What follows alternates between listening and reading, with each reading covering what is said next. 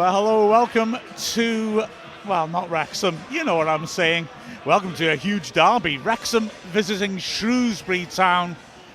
It's a massive game for both teams, of course. Wrexham pushing for promotion, Shrewsbury looking to rejuvenate their season and pull away from the relegation zone. I'm Mark Griffiths. I'm joined, of course, by Mia Roberts and Andy Morrell for, well, what's certainly a hotly anticipated evening, especially as we haven't played for so long.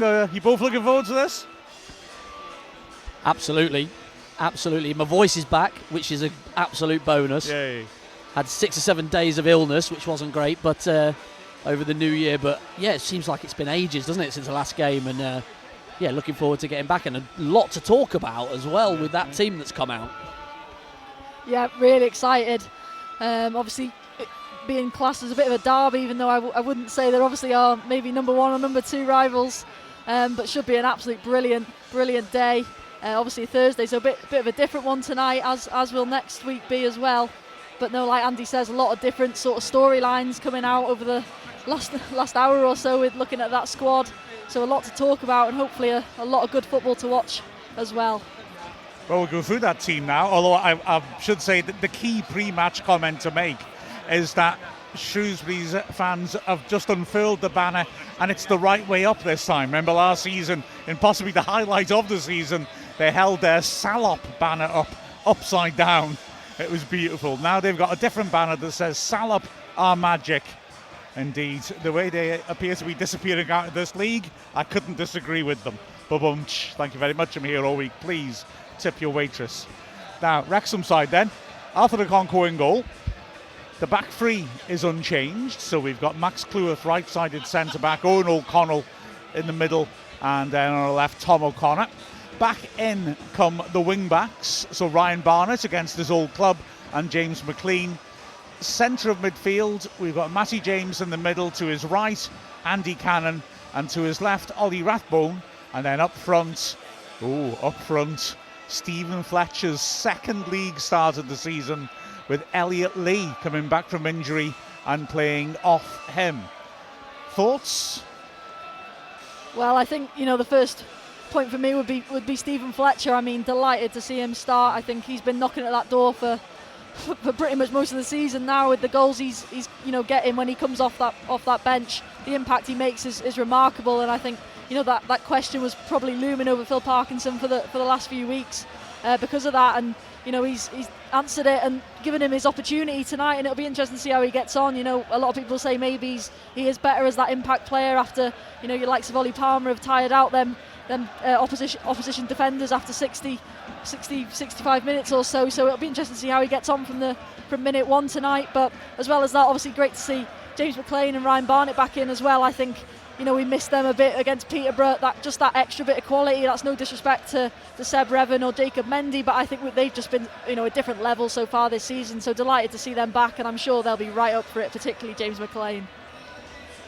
Yeah, absolutely. I think the question over Fletcher starting is nonsense. I think he's been so good coming off the bench. He's the one that is in top form at the moment. Whether that's for 20 minutes or not, I don't care.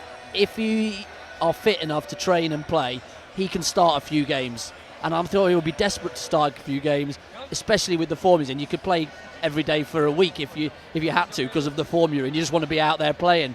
And so for me, that's a sign that they're going to go for it, I think, and see. I'm really surprised that there's no Ollie Palmer in the squad at all. He was out running before, so it doesn't look like he's picked up an injury in the time off.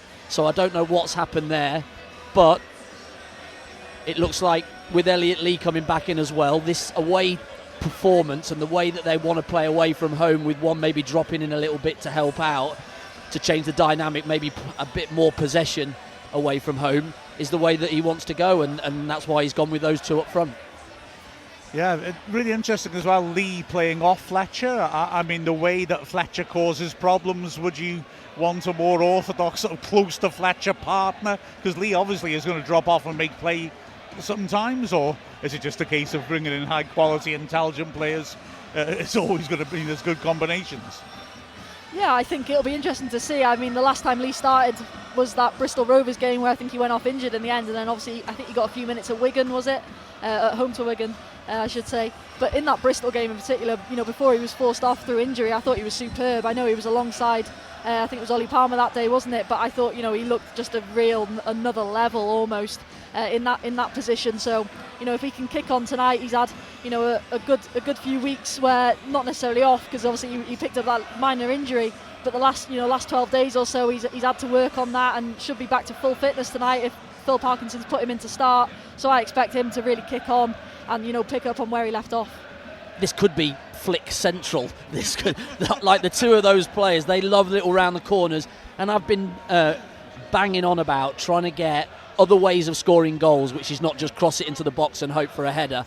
We want to play with the relationships of those front two, and can we play little 1-2s around the box and create something between the two of them, and those two certainly will look for each other when they get the ball and play those quick little dynamic 1-2s and hopefully get some shots off. So maybe that is another reason why those two are playing. And then of course when it comes to alterations up front, another new way of scoring, Jack Marriott is back. He's on the bench.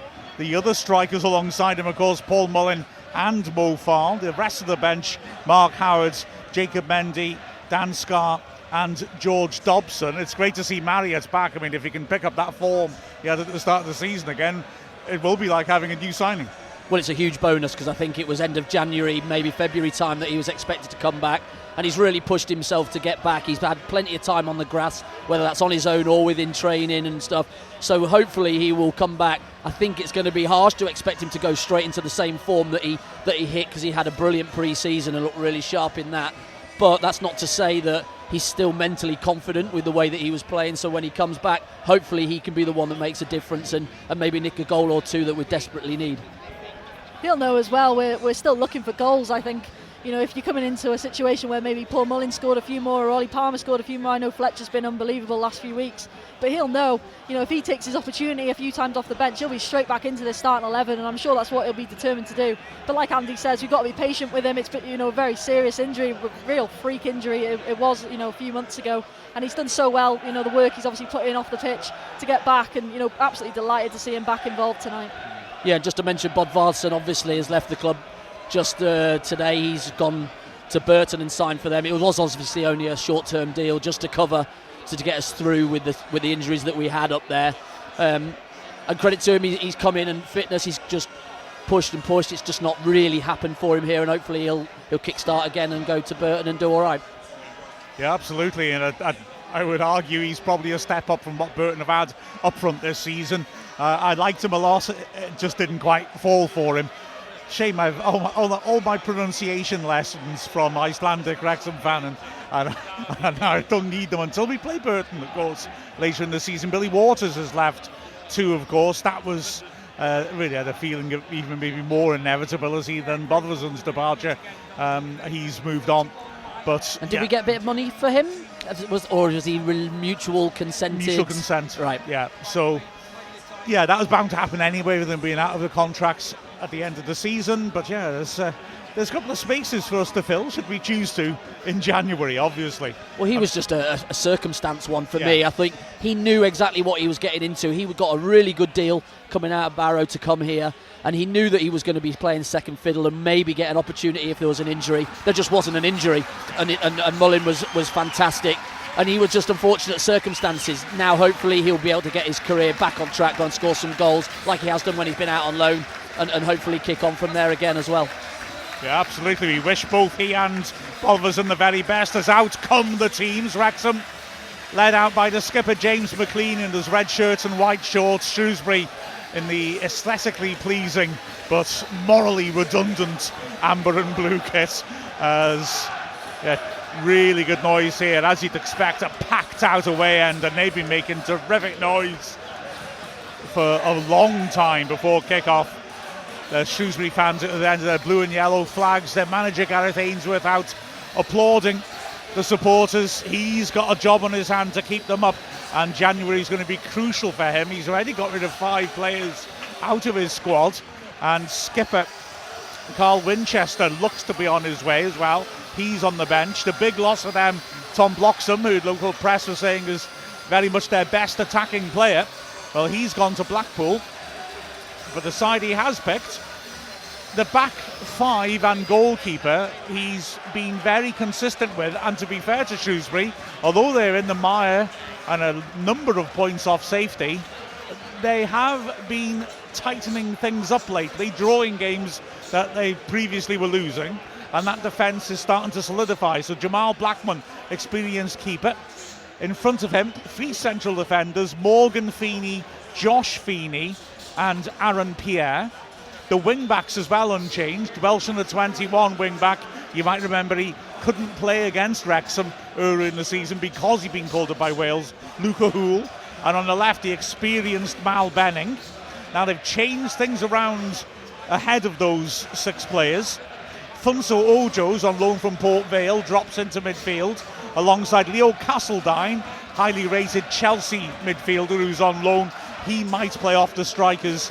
And Alex Gilead makes up the three in midfield. Up front, John Marquis is their skipper, alongside him George Lloyd. The main name on the bench, I suppose, for Wrexham to consider is Callum Stewart, who's just signed from Leamington. He's equal top scorer in National League North. He is on the bench alongside sub-keeper Toby Savin, Taylor Perry, Jordan Shipley, Winchester, Toto Nsiala and George Nurse. Shrewsbury, I would say, nice shot to nothing in some ways. The crowd are going to be up and going to be behind them because it's a derby, and Wrexham aren't fluent away from home. They must look at this as a chance. Yeah, I think, if you've got your Wrexham hat on, you've got to be confident coming into this today. I think Shrewsbury have had a real tough just first few weeks of 2025. Really, obviously lost that game to Leyton Orient, and then lost a number of their players, including that star man Tom Bloxham, like you say, Mark, who you look at as could be a real big loss for them in what's going to be a real dogfight to try and get out of that bottom four going forward. That's the way we go, and immediately Fletcher winning a header, flicking it on. Lee couldn't get there, but Wrexham are pressuring and prod the ball back towards the edge of Shrewsbury's box. Wrexham fighting hard here, 25 yards out. Referee very generously gives Rathbone a free kick for high kicking when Rathbone, he dives was ahead. Low. yeah, he went down rather than the foot coming up, I think. But you'll take it. Yeah, Shrewsbury certainly harder to beat under Ainsworth. I think he's a brilliant appointment here because he's a proper football man. He'll certainly work with the young lads that they've got here and help them through. And I think he's already making waves with moving people out and getting people in, maybe with an eye on possibility of relegation and people that will do it for him in League Two if it does happen. But I still don't think they'll throw the towel in. O'Connor sweeps it into the far post, firm header clear. Back into midfield, O'Connor again. It's a bit of a flat head forwards and, well, handball it looked like by Cannon, not given. He drives through the middle and in the end he's outnumbered and it's not long. Lloyd is on the chase. No nonsense at the back from Matty James, who clears. Barnett beaten to it in the air, throw to Wrexham. Got the tempo of a derby straight away, hasn't it? Yeah, well, the noise is brilliant. I think both sets of fans certainly adding to it, and they know how important it is. And if the players didn't realise what sort of a derby it was, they certainly do now. So throwing, looks like a possible foul throwing. Gareth Ainsworth agrees with me, but the referees let Cleworth get away with it. And now Wrexham moving it around in their own half. O'Connor up to the halfway line. Rathbone put under pressure from Gilead, goes back. O'Connor now lifting it long. Headed clear, partially at least, by Houle, but Wrexham again winning the second balls. Lee backing in. Gilead half clears it. It'll go for a throw on a halfway line to Wrexham, left-hand side.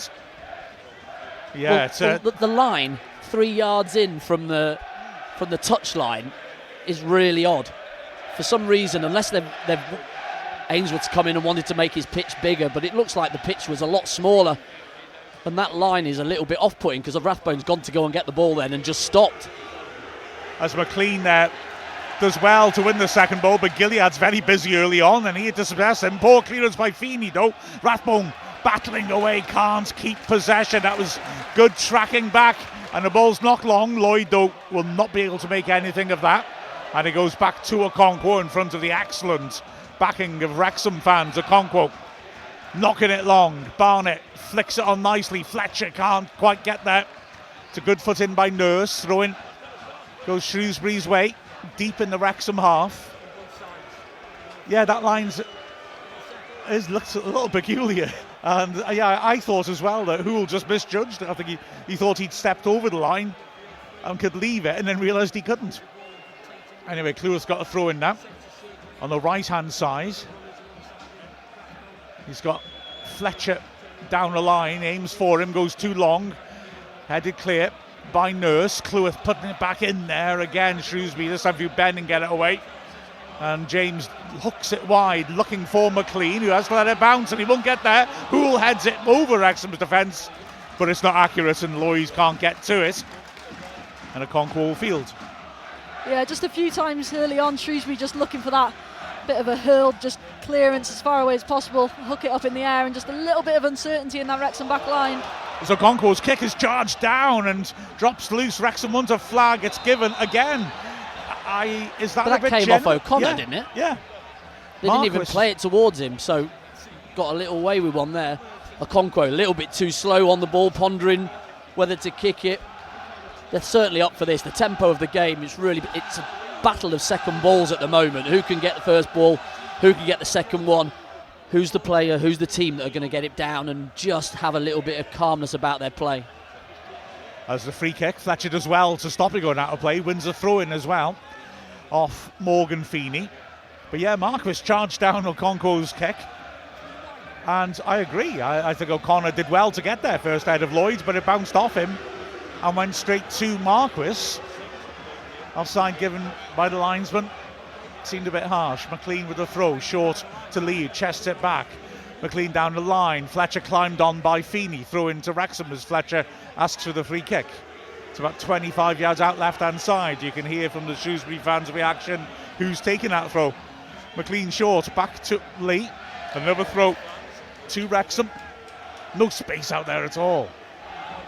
Well, it's just any ball that is half 50-50 chance. Both teams going straight to it. Tempo really high, as you would expect. Absolutely, yeah. McLean for Lee, spins his man nicely. Felt he was pulled back by Gilead, not given, and Feeney tries to start a breakaway. Lloyd is on his bike the moment they win the ball back, but instead O'Connell goes long, doesn't find Lee, but Wrexham again get the second ball. Rathbone under pressure from Gilead does well, feeds it back into his own half to O'Connell, who again sets himself, decides not to go long. Cleworth's got a little bit of space here, goes over the halfway line, right hand side. Barnett drops off to receive. A purposeful first touch allows him to turn and drive at the edge of the box. Good tackle again by Nurse, who started well. Barnett just overhit that.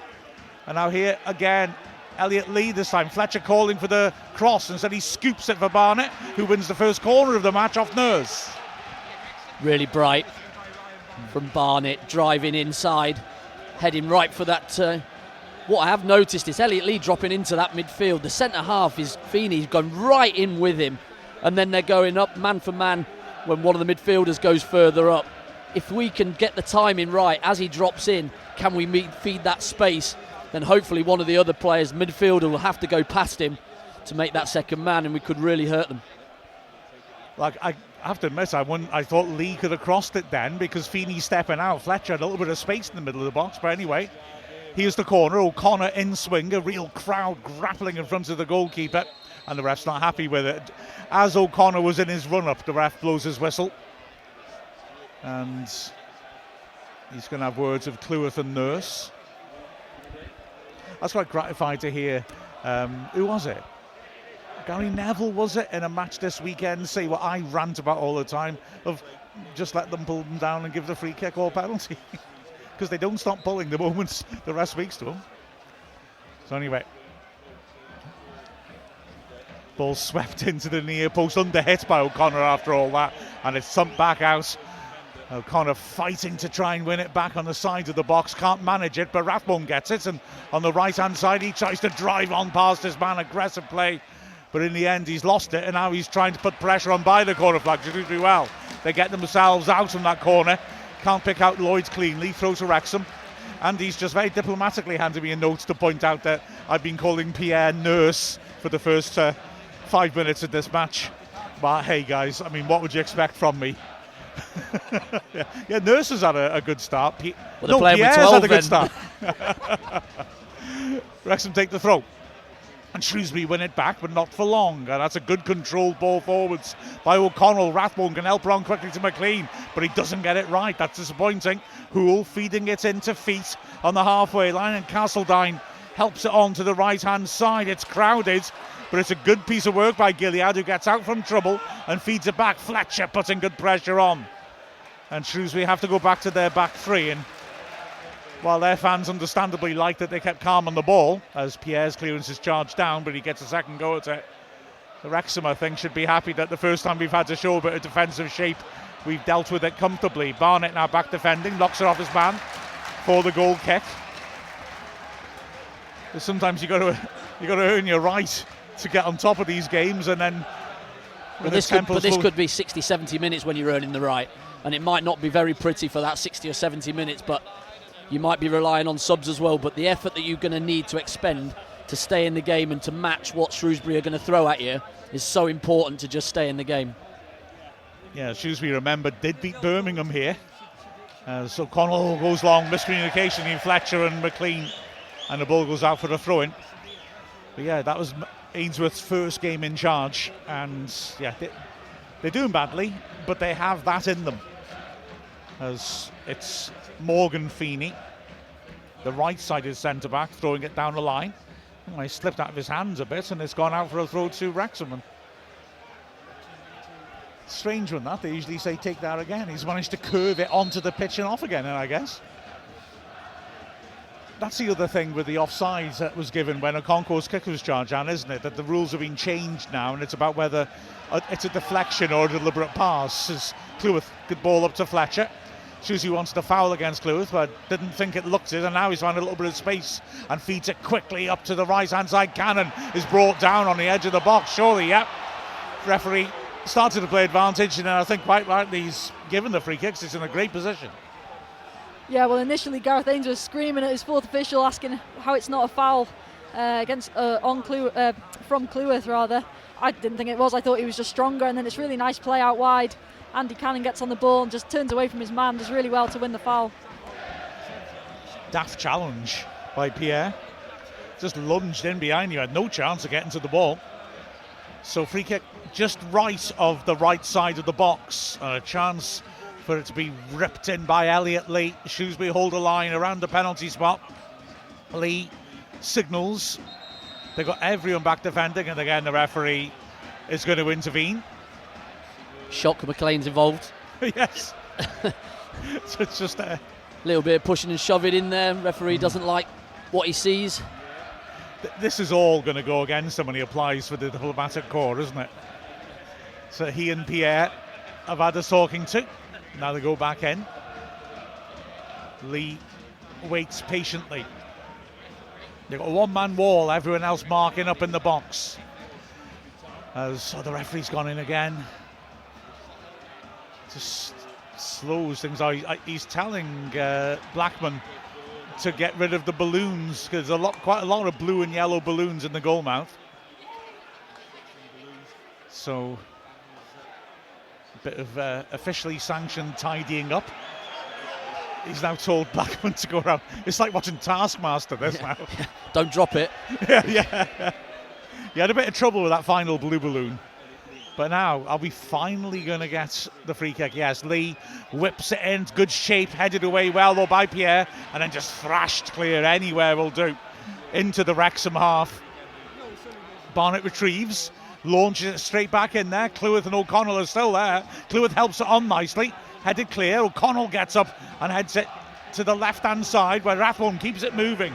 McLean, ball came at him at a height, so he had to bring it down. That makes him go backwards, and then pressure on the ball in the end will force O'Connor to go back to Okonkwo. Marquis just doing his job, making sure the centre-backs couldn't get the ball back into Shrewsbury's half.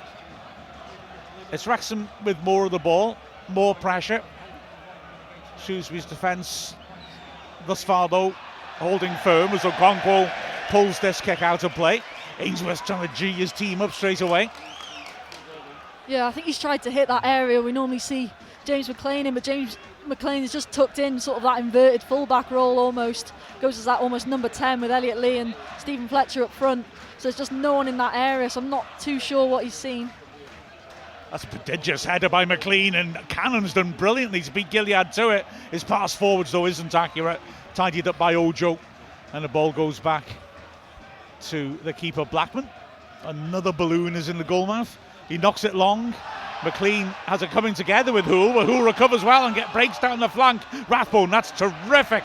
Nicks it from him, coming on the blind side. Finds O'Connor, who plays an early ball and doesn't pick out McLean. Throw into Shrewsbury. Nice idea, but you've got to execute it right in your own defensive third, haven't you? So clever from Rathbone, though, the way that he closed that down, because he goes on the blind side. Even though it's the longer route round, he knows that Hoole doesn't know that he's there, and so he'd be able to nick it away from him if he does get the legs on him. Then they try to play their way out.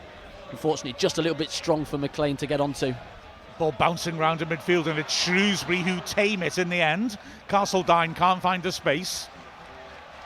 And in the end, it works across to the left-hand side to Benning, who feeds a nice little pass down the flank. Marquis is pulled out there. Benning tries to take over, and has he won a corner? Yes, he has.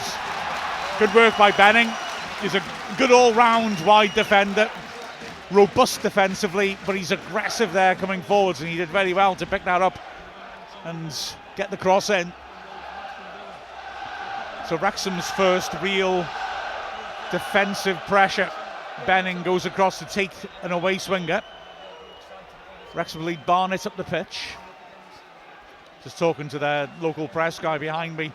He was saying that Barnett only played about 20 games here. You could see that he had something good about him, though. As Benning steps up, sweeps it towards the edge of the 6-yard box, and it's headed into a crowd, hacked away. Barnett sprinting across. Can't get there, but it's a poor clearance. Knocked forwards early by Cannon, I think, trying to release Barnett. Inaccurate. And the ball goes back to Blackman. I'd like to see a little bit more service to the feet of Fletcher, because the game is squashed together, and as a result, there are opportunities for Wrexham a lot already to get players around him. I'd like to see us giving him a chance to use that technique and bring them in. Yeah, we haven't seen much football though yet. True. Because the ball is just so hot. It's a hot potato at the moment. Both teams struggling to get the ball down and make any sorts of passes. Shrewsbury had a half opening there. They might again. Hoole has won the ball back. O'Connor with an important tackle, and then Rathbone snaps into a good tackle. He's stuck by his own corner flag, but calmly gives to McLean. Good return ball, and Rathbone left-footed drills a good ball to Fletcher. He was flattened by Pierre.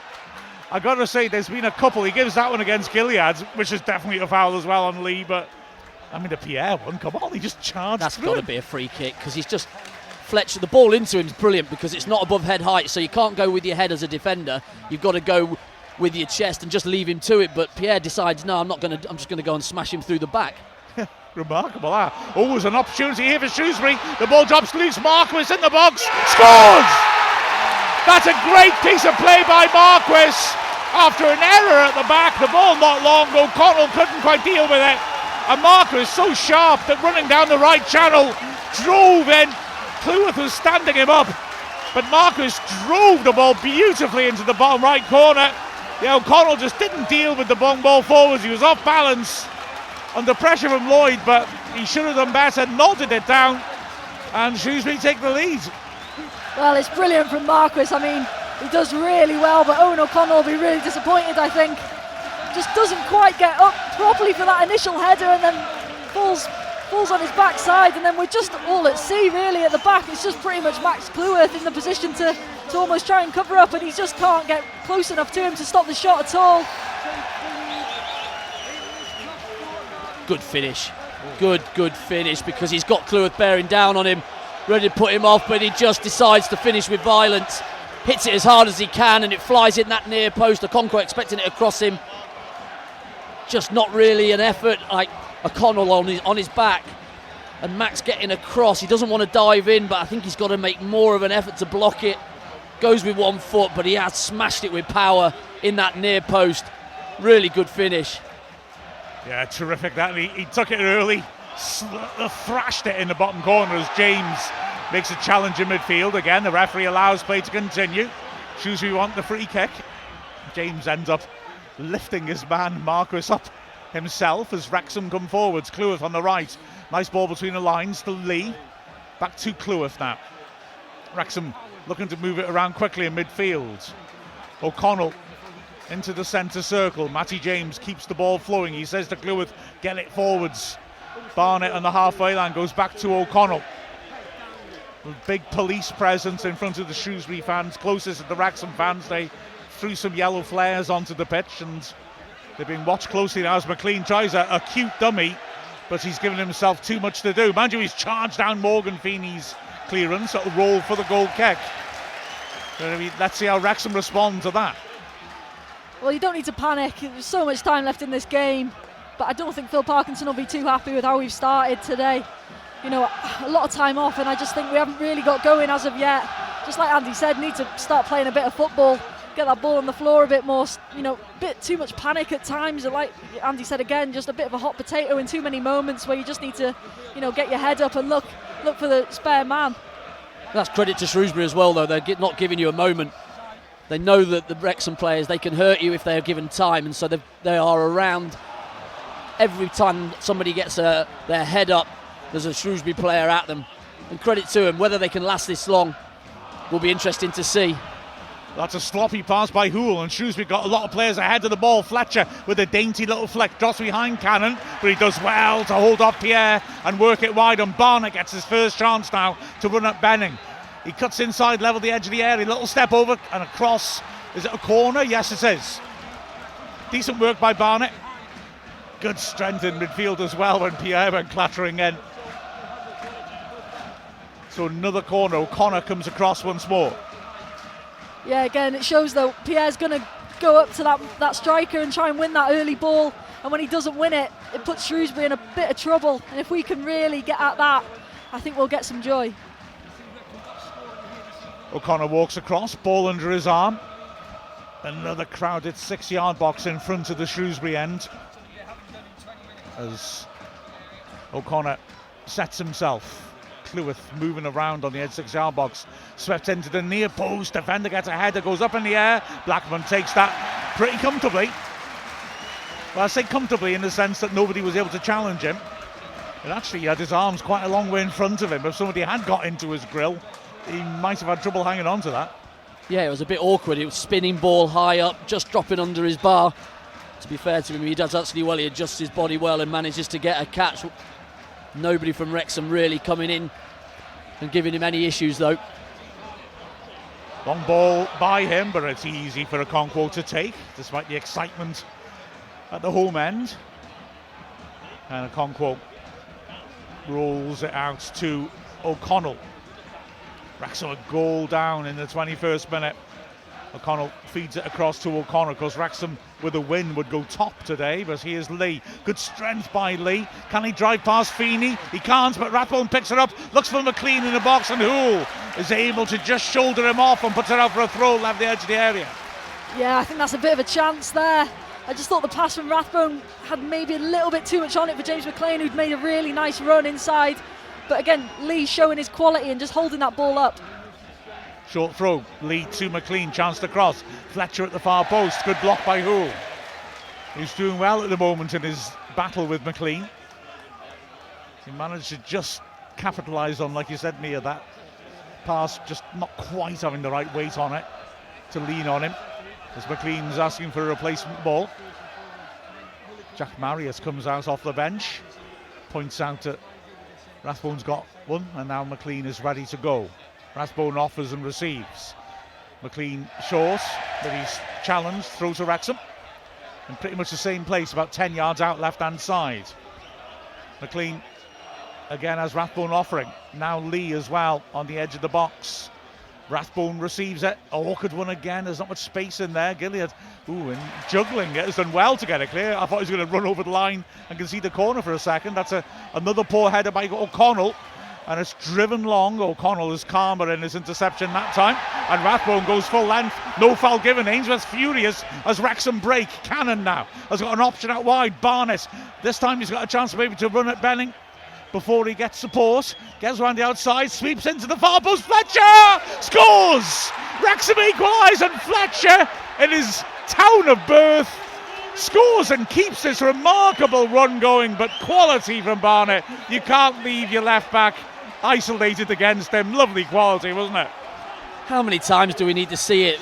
That right-hand side, 1v1, Barnett, outside, doesn't really beat him, he just leaves it up in that back post. We see the bigger striker move and put Peel off at the back. And Stephen Fletcher, in the form that he's in, he gets up early, heads it back across goal. Blackman no chance, and back to 1-1. Brilliant response by Wrexham.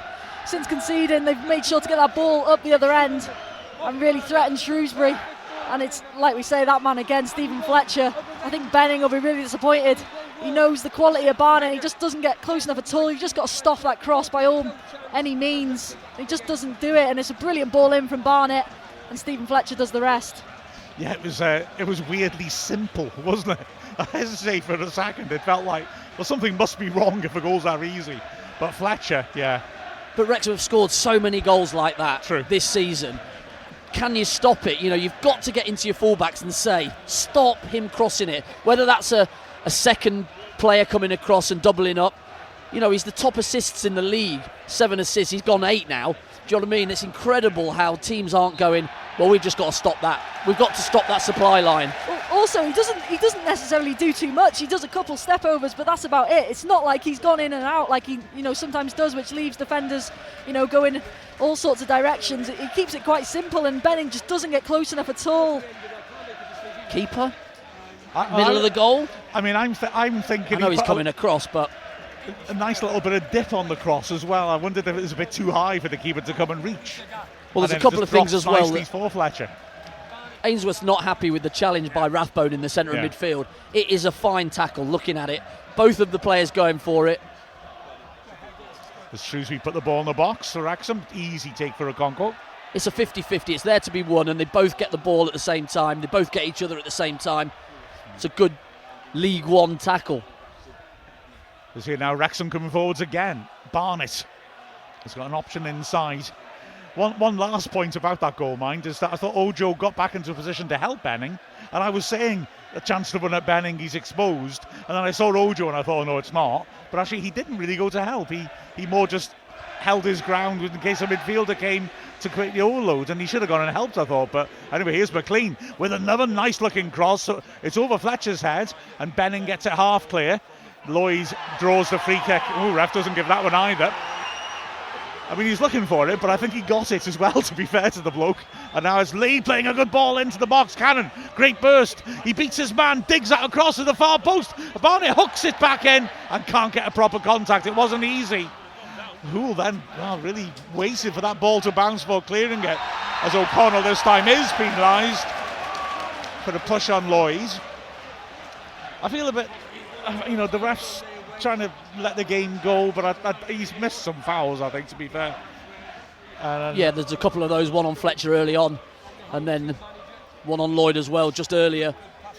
But that was a definite free kick. But what a run from Andy Cannon. That is definitely what needs to happen. If Elliot Lee is going to drop in and we're going to play through, which we've certainly done in this last 5 minutes or so, is play a little bit more through midfield, then we have to have a centre midfielder going past Lee and going into those spaces, and Cannon makes that run from right to left, right into the space, seen by Lee, great pass, and then really good skill to manage to keep it in, and little dink to the back post, and Ryan Barnett going for the acrobatic.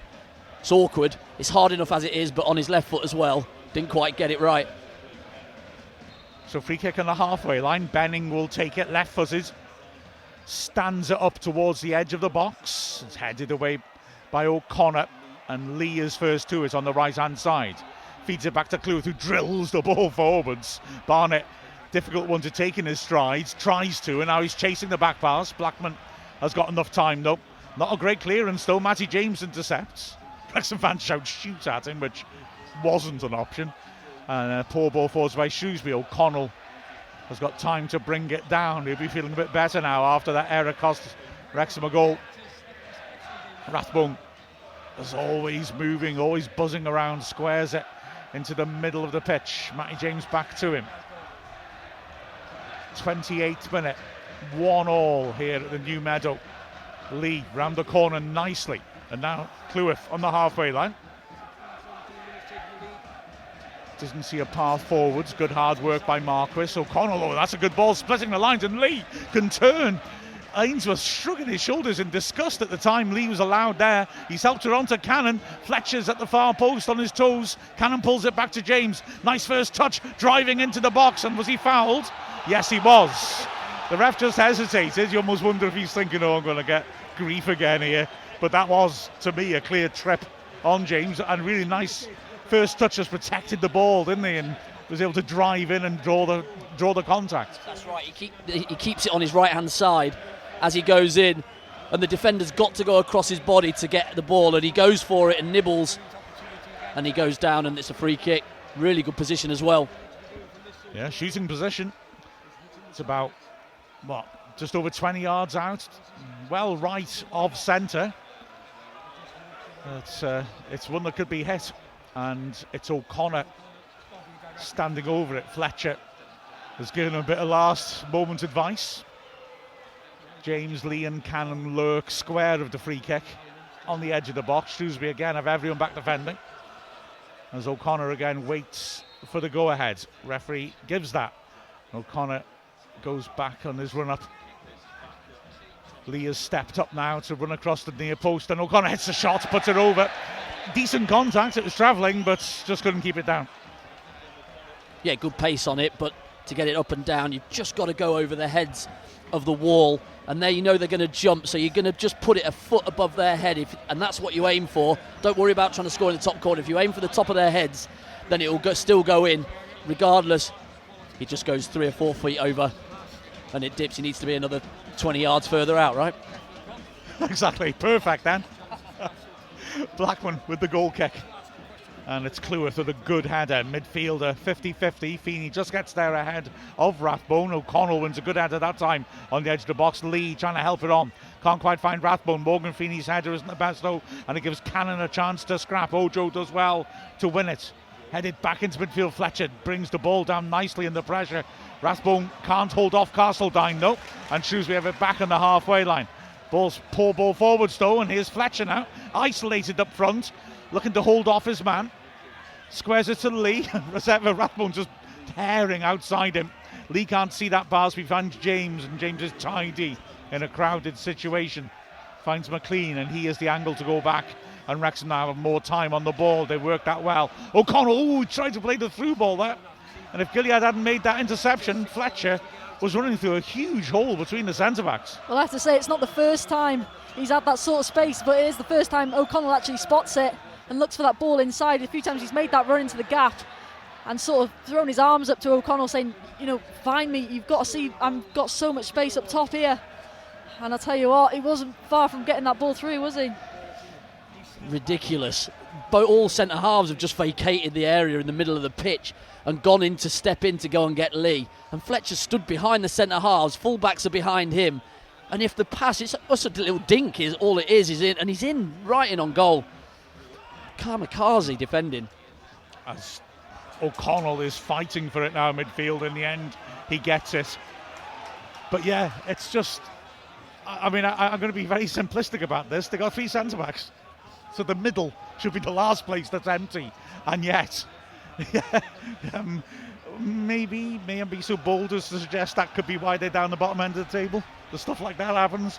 O'Connell is only like a 20-yard pass. They've allowed him to come forwards into a gap in the middle of the pitch anyway, as McLean snaps in, but Lloyd did well to get a foot in. Throw goes Wrexham's way despite the protestations of Ainsworth.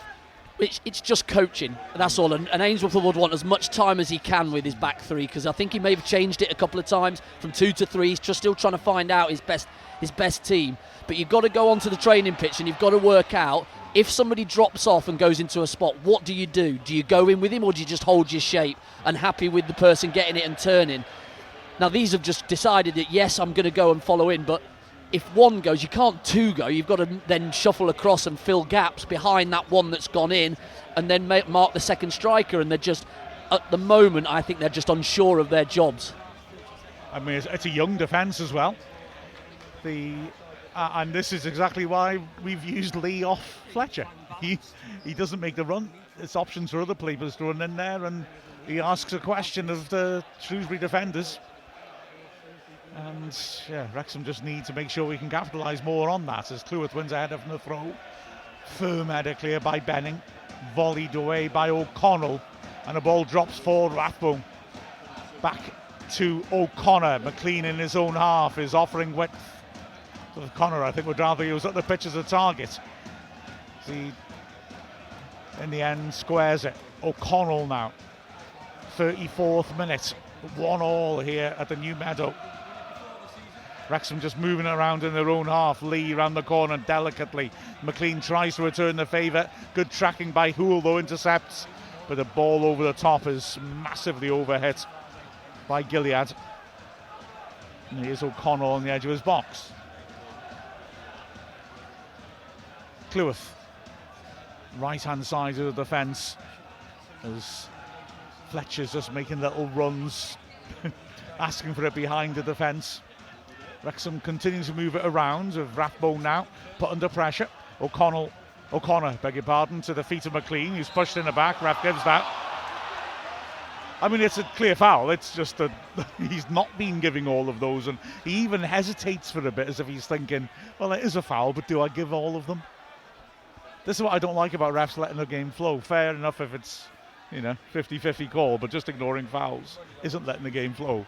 Yeah, absolutely. If there's a free kick like that, you've got to be consistent with what you're giving, and sometimes he's giving them and sometimes he's not.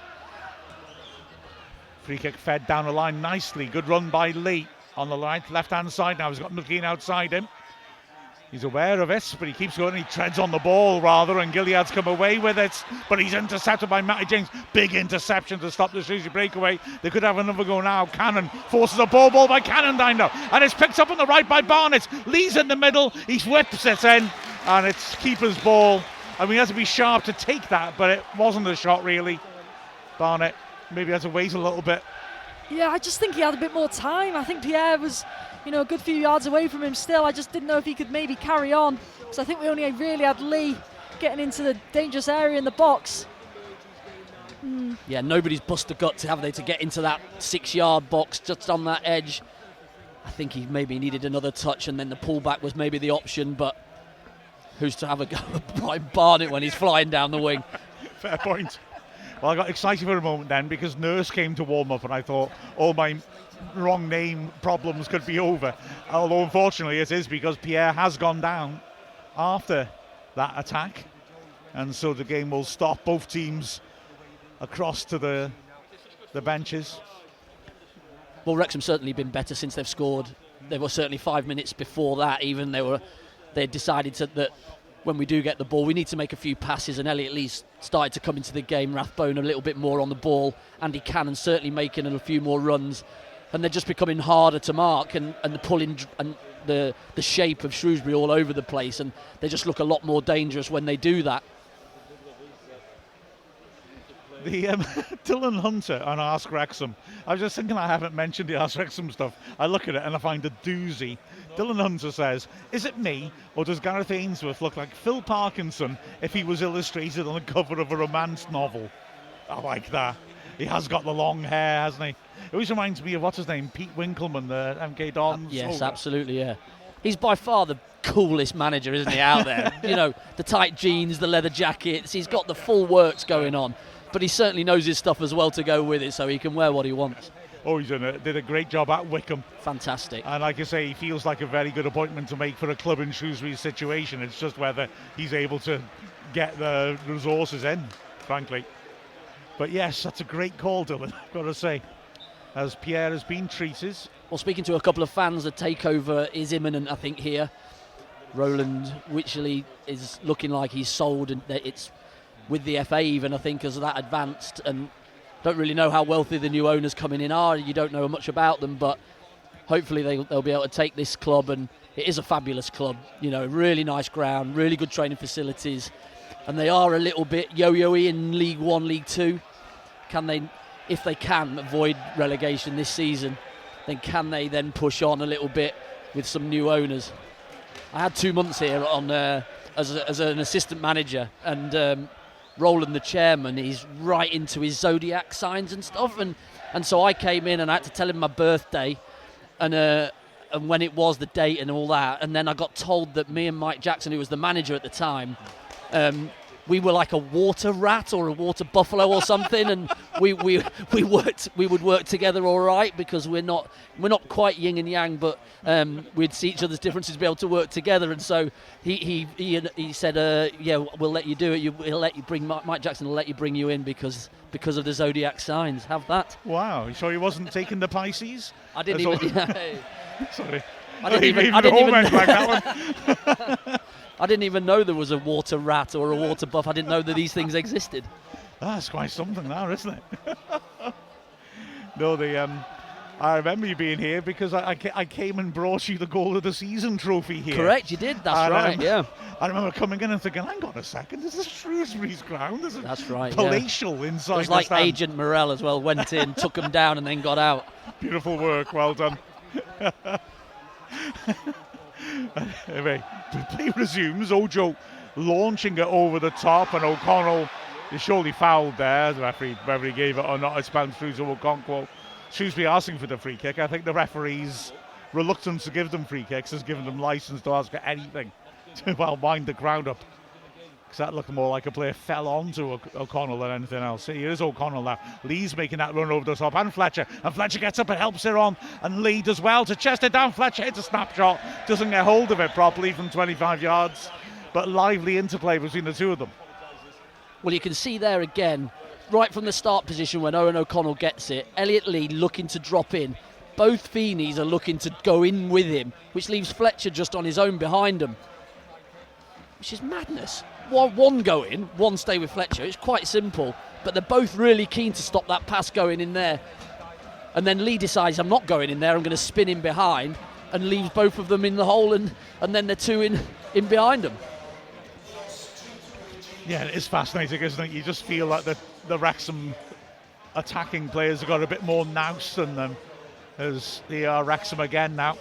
Barnett with the long ball down the flank, nobody's there. Throw in to Shrewsbury in their own half, left-hand side. Benning will take it as he waits for the ball to arrive. He's an admirable figure off the pitch. Benning, he's a board member in the races, Give Racism the Red Card. And a solid chap as Clewis wins the header. Well, Cannon slams it off his man. Throws to Wrexham on the halfway line, right-hand side. I did my dissertation on show racism the red card. Oh, really? When I was at uni a long time ago, very black and white. Yeah, it was whether it was working or not, and the impact that this campaign had. Well, here's Shrewsbury coming forwards now. Lee cuts inside O'Connor well, but tries to go back round him again and allows McLean to come back and not only intercept but play a clever pass out from the back to find Rathbone. He looks for Lee, beaten to it by Morgan Feeney. A nice bit of footwork down the right by Gilead, but he can't find Castledine. Shrewsbury pop it back in there. Matty James laser off, just under hits it though. Shrewsbury fighting and winning those balls back quickly in midfield, but there's so little space. And Rathbone shoves his man to the ground. Sarcastic applause from Ainsworth and the Shrewsbury fans as that decision's given. Free kick right hand side, about 40 yards out. I know you want to be competitive, but I feel like in those sort of phases of play, I'm quite happy for Shrewsbury to be battling like that, because they're not going to come out with the ball. There's not enough space for them to move around, and I really want them to avoid that sort of free kick, because a set piece, you never know. Benning is on this. Wrexham have got everyone back except for Rathbone as a one-man wall, and Lee. Benning, with Wrexham holding a line just outside the box again, stands it up towards the edge of the area. Good header off balance by O'Connor. The shot comes in from distance. It was never coming down to trouble Okonkwo though. Goal kick to Wrexham. 3 minutes of the half left. It's flown by. That has flown by, absolutely.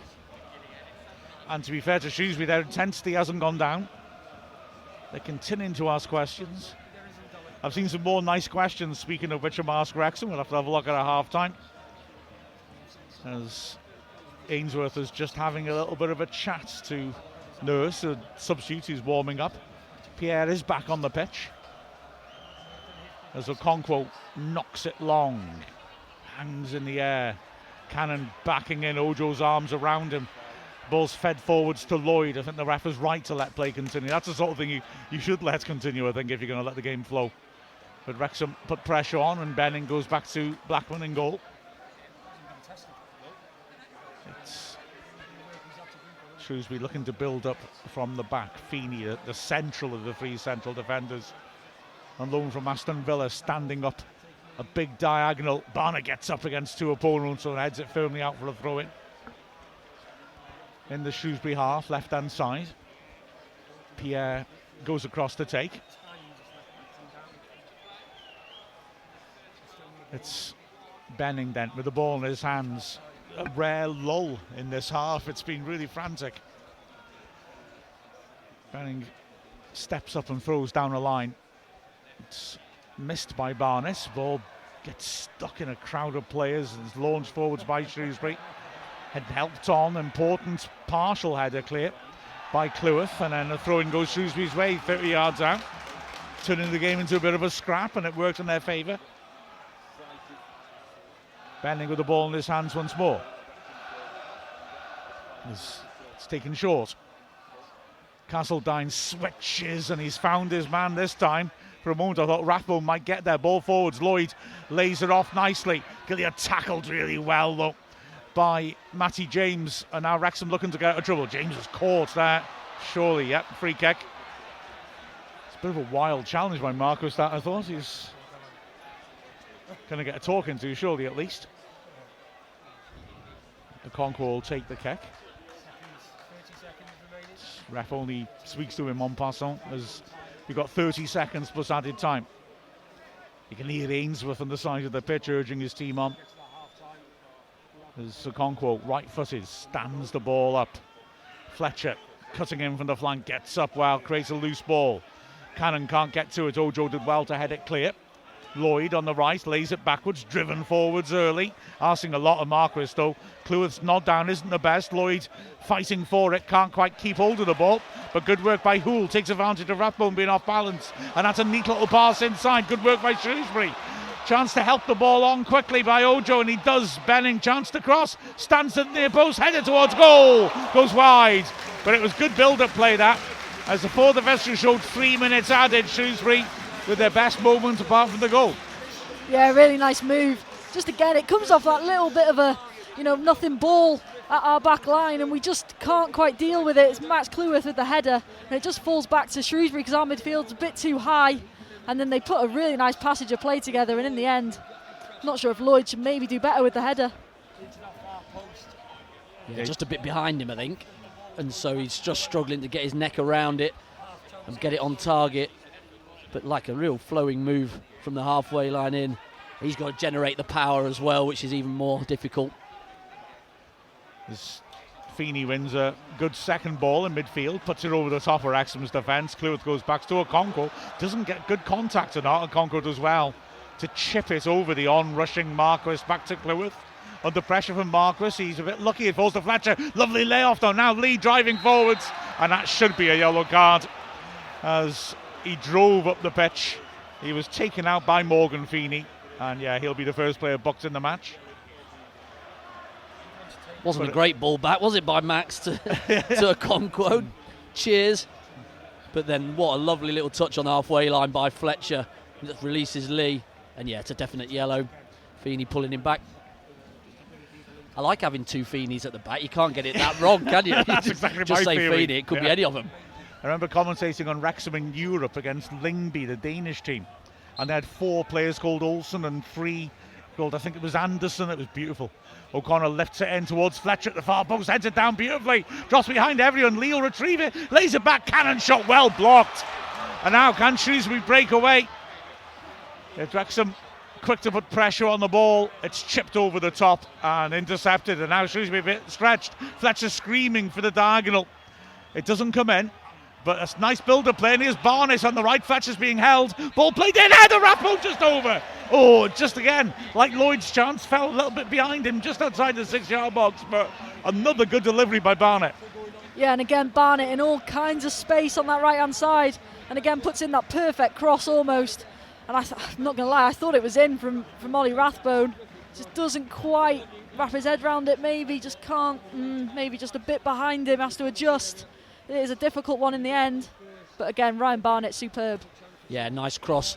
It's like a transition, when Shrewsbury have the ball and start to break, if we can get the ball back at times, that transition, Shrewsbury look to be a little bit all over the place. They look to follow the ball, and that's when the spaces are created.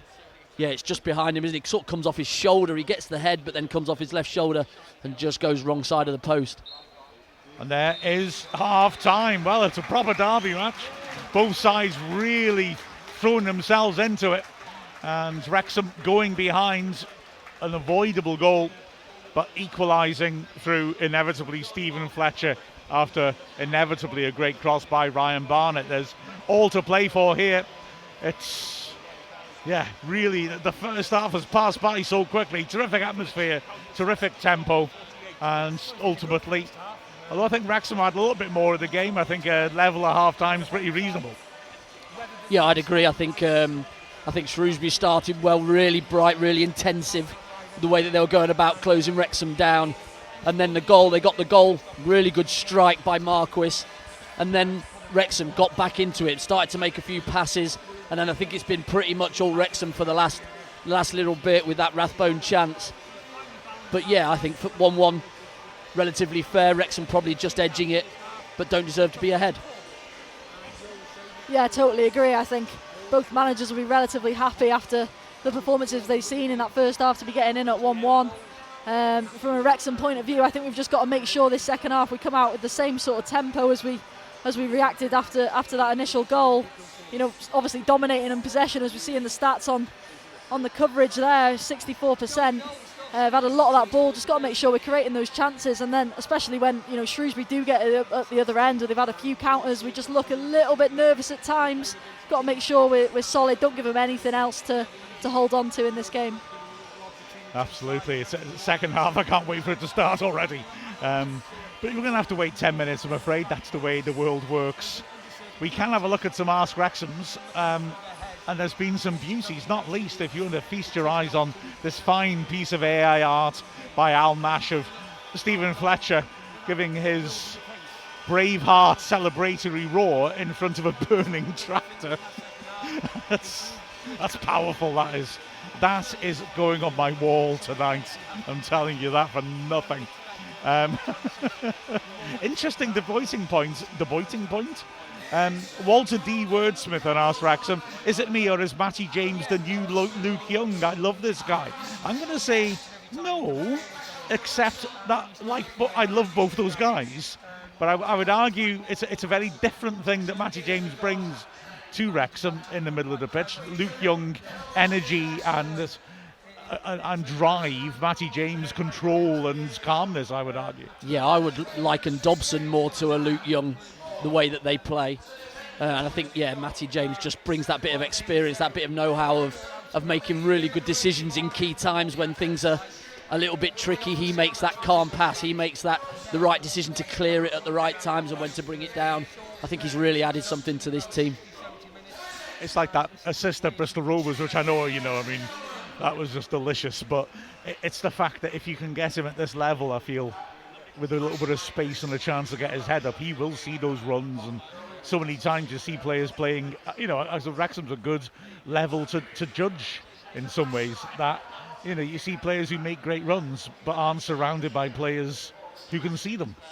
And you feel a bit sorry when you say, that this bloke hasn't scored many goals for us. It's like, because people haven't seen him making his nice little bit of space for himself. That's when you say that, players that go into better teams, they do well because these better players, they see those runs, they see those early movements. We had Ian Rush here, who was brilliant. His movement was ridiculously good, but the players that he was playing with at that time when he dropped down to Wrexham, we just didn't see them early enough, and that's why maybe he didn't score as many goals as we'd hoped. Well, he didn't score any. Yeah, which was blessed. We sort of hoped we'd score more, surely. That is arithmetically true, absolutely so. I'm just trying to think. The season when Johnny Hunt scored a lot, I think you played him up front on the left-hand side, didn't you? And I always had a sort of gut feeling it was a bit like that with him when he played up front, in that I felt that Brett Ormerod saw what he was doing more often than other players because he had that upper level experience, and as a result Johnny Hunt would often get on the end of his passes, and he scored 12 goals in a season. I think partly because his movement was intelligent. Yeah, that's right. And Johnny Hunt was very, very simple. He's a simple player, and his movement was very simple, but his relationships that he had with the other players and his work ethic was really good. And so everybody knew what he was going to do and where he was going to be. And so very similar to Ryan Barnett on the opposite side, he would get the ball and he would cross the ball in the box. He wouldn't try to do too much with it, and he would always make runs inside that Brett knew that was what he's going to do. So as a striker, it's great because you just bring it down and play it in that area, and you know that more than likely he's going to be there. And I guess that's the benefit as well with players like Barnett, isn't it? That you know when that delivery will come. I mean, I can think of a lot of wingers I've seen for Wrexham over the years, some of whom are terrific, please don't get me wrong. Absolutely, but you just never know when that cross is coming in because they're enjoying doubling back and having to go to the full-back again and doing little tricks. And you see the strikers in the middle have stopped moving because they're thinking, well, when do I attack the near post? I don't know when it's coming. Yeah, it's a striker's dream, Ryan Barnett, because you know exactly. I liken him to Steve Guppy. I used to watch Steve Guppy, who never went past anybody in the Premier League ever when he was in it, but all he did was get it out of his feet and cross it. A bit Beckhamish, really, isn't it? He never went past people, but he just got that little yard of space and put it in. And as a striker, you know exactly what he's going to do, so you can go off your movement and make your movements, one for the defender and one for you, off the back of him just getting his head up to have a look, and it's just perfect. It's really good when you've got that relationship with somebody that's wide and putting those deliveries on a plate for you. Yeah, Mark Albrighton always seems to think a bit like that Leicester side where they're obviously exactly lot more that, yeah. sort of flashy players than him, but it was just a constant service. You knew it was coming, you knew what he was going to do, and you had the players that could attack it. And sometimes players don't get all the plaudits they should. But you knew the quality was good as well. You knew that more than likely, when Ryan Barnett's got the ball out there, more than likely 80-85% it's going to be put into a decent area, so that's why you can go and that's why it's worthwhile making a run and getting in there. Yeah. But I must say as well, William, your comparison, although on the stylistic basis maybe we're not quite on the same page as you, I think, Mia, it's fair to say that James has got the potential to be as loved by Wrexham fans as Luke Young, because you love seeing players who are wholehearted, and you also love seeing players who bring quality to the side. In that regard, I think it's natural to feel similar to him. Yeah, and obviously in a sort of similar area of the pitch, I guess that's probably where the comparisons come from. But yeah, Matty James, I think he's been superb since he's come in, hasn't he? I mean, it's the sort of the club giving him the contract extension sort of speaks volumes on his performance levels, and I'm sure that's just not on the pitch on Saturdays or Tuesdays or whenever we're playing games, but also on the training pitch in the week as well. I think, what an asset to be able to bring in, not even pretty late on, I think, wasn't it, in the transfer window. So, brilliant signing for the club, and yeah, he's just been superb. And I think, like what Andy said, I think in a few games earlier on in the season we looked just maybe missing that little bit of experience in the middle, and he's definitely brought that, and yeah, just brilliant to have him in this Wrexham side. Yeah, it's amazing to think, isn't it, that the way Dobson played at the start of the season. I mean, yesterday, I must be honest, I was thinking what team we're going to pick, and I was actually asking myself, will he be on the bench? Which, when you consider how I'm not saying that Dobson's levels are depth, it's just that James coming in changes everything, doesn't it? Yeah, and I think that's maybe the only sort of downside, Matty James coming in, is it has left Dobson in the dark a little bit, because I think he is much better in that central role than he is maybe on either side, where you prefer maybe the likes of Ollie Rathbone and Andy Cannon. So that's maybe the only downside of it. But then, you've got to look at the quality Matty James brings, and then to have someone like George Dobson on the bench, well, again, that just shows the quality we've now got in this squad, with still people like George Evans to come back into the system as well. And let's go back briefly as well, because Janice, Wrexham fan in Chicago, has mentioned this. That ghost line on the pitch, about 2 yards in from the actual touchline. I can't see one on the far side. I could be wrong. And Janice is saying, what's the extra line on the side of the pitch about 2 feet in from the sideline forward? It's confusing me. I mean, it's definitely not there for a purpose. They've clearly done something. Whether they change the dimensions of the pitch. I mean, there are stories of that, aren't there? You know, of managers having wingers and wanting the pitch to be wider or wanting to congest the pitch for whatever reason and narrowing it down a bit. And there's no set size to a football pitch. There's maximum and minimum dimensions. But it sort of looks like they have widened it out. It's odd, though, that I think because of Ainsworth coming in, he's been here a month or two, so you would have thought that he would come in and go, right, no, we need the pitch wider, we need to make it bigger.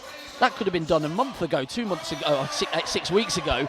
Why the line is still there, unless he's just seen something recently that's made him widen it. But that's a way away from the dugouts, isn't it? And like where the technical area is, it's a good 3 yards away from that. So I don't really understand why it is still there and why it's not going out. We've obviously heard in the good old days they used to keep the grass longer in the corners when he used to put it in the channels so that it would hold up and stay there. You know, that is to the extreme, but for some reason, yeah, that line is there, and I really wouldn't understand why it is there. It is something that can have an effect as well. I mean, we saw it early on with, I think it was Ollie Rathbone and James McLean out on this side when they did sort of almost, weren't too sure whether to let the ball go or not. And it is something that, just as you're glancing as a player, constantly scanning, you sort of maybe just your eyes don't quite see that line, and it can have an effect, or obviously only a minor one in this case. But yeah, it's one of those weird things that has popped up today. Yeah, the thing that, I mean, I may be being a bit naive in saying this, but I'm thinking that Ainsworth comes into a team that's struggling a bit, and I know this is a bit of a general comment, but you almost think a manager in that situation might want to narrow the pitch. You've got 5 at the back, you're trying to tighten things up, and the pitch is narrower means that you can force McLean and Rathbone into those little pockets, and it's easier to close them in, and yet they appear to have widened their pitch. Oh, but they haven't scored enough goals. 24 goals, yeah, I think true. it is this season, and so they've got to think a little bit outside the box and go, right, well, what are our strengths? If I'm going to play 3, then we're going to have to play wing backs. That means we would need to, if we're going to score goals, we want a wide pitch to get our wing backs up the pitch to cross the ball in. We've got Marquis, who's decent in the air, who's scored goals from crosses. Let's go with that angle, but that means we need 2 yards extra either side to just make it a little bit bigger, because what we are doing, we're not making it bigger and leaving 2 defenders in the middle. We're putting an extra defender in there, so there's 3. Well, there should be 3 defenders in the middle at most times, and so that will be the pitch has to be wider if we're going to go wide and use wing backs and cross the ball. So maybe that's some of his thinking. I swear I just saw Steven Spielberg walking across there, and brilliantly, of course, when you say something stupid like that, these days, it could happen at Wrexham. You never know.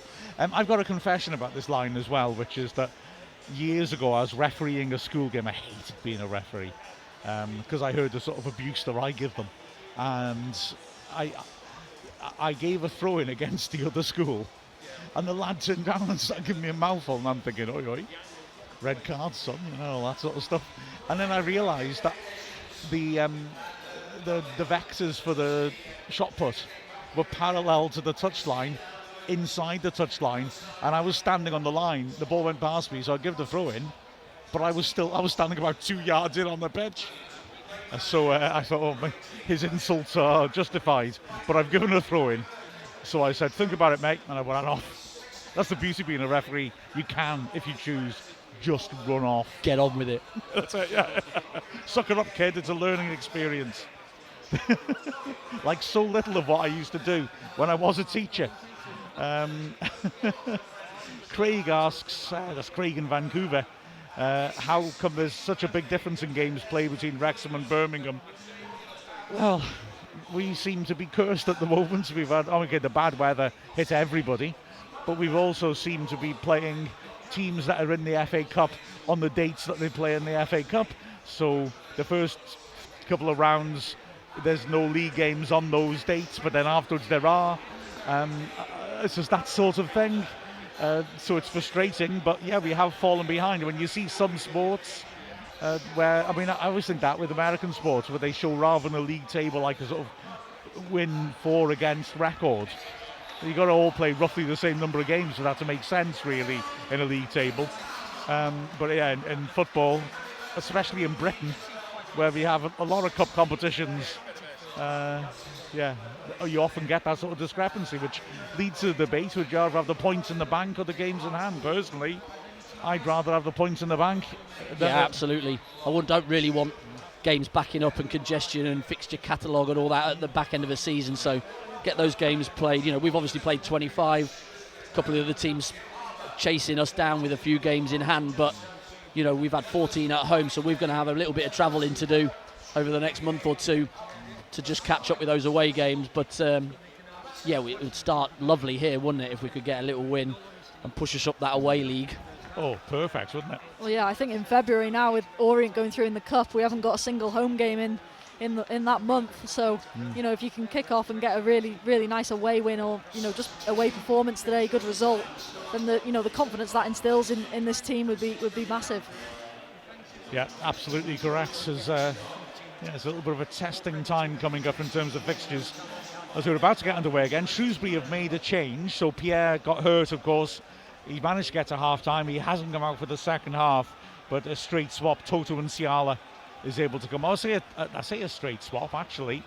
I think they're going to rearrange the Feeney slightly, but don't worry, Andy. There's still going to be two I'm at the back. sticking with Feeney, yep. Yeah. Except that now Morgan Feeney is the left of the three rather than the right of the three.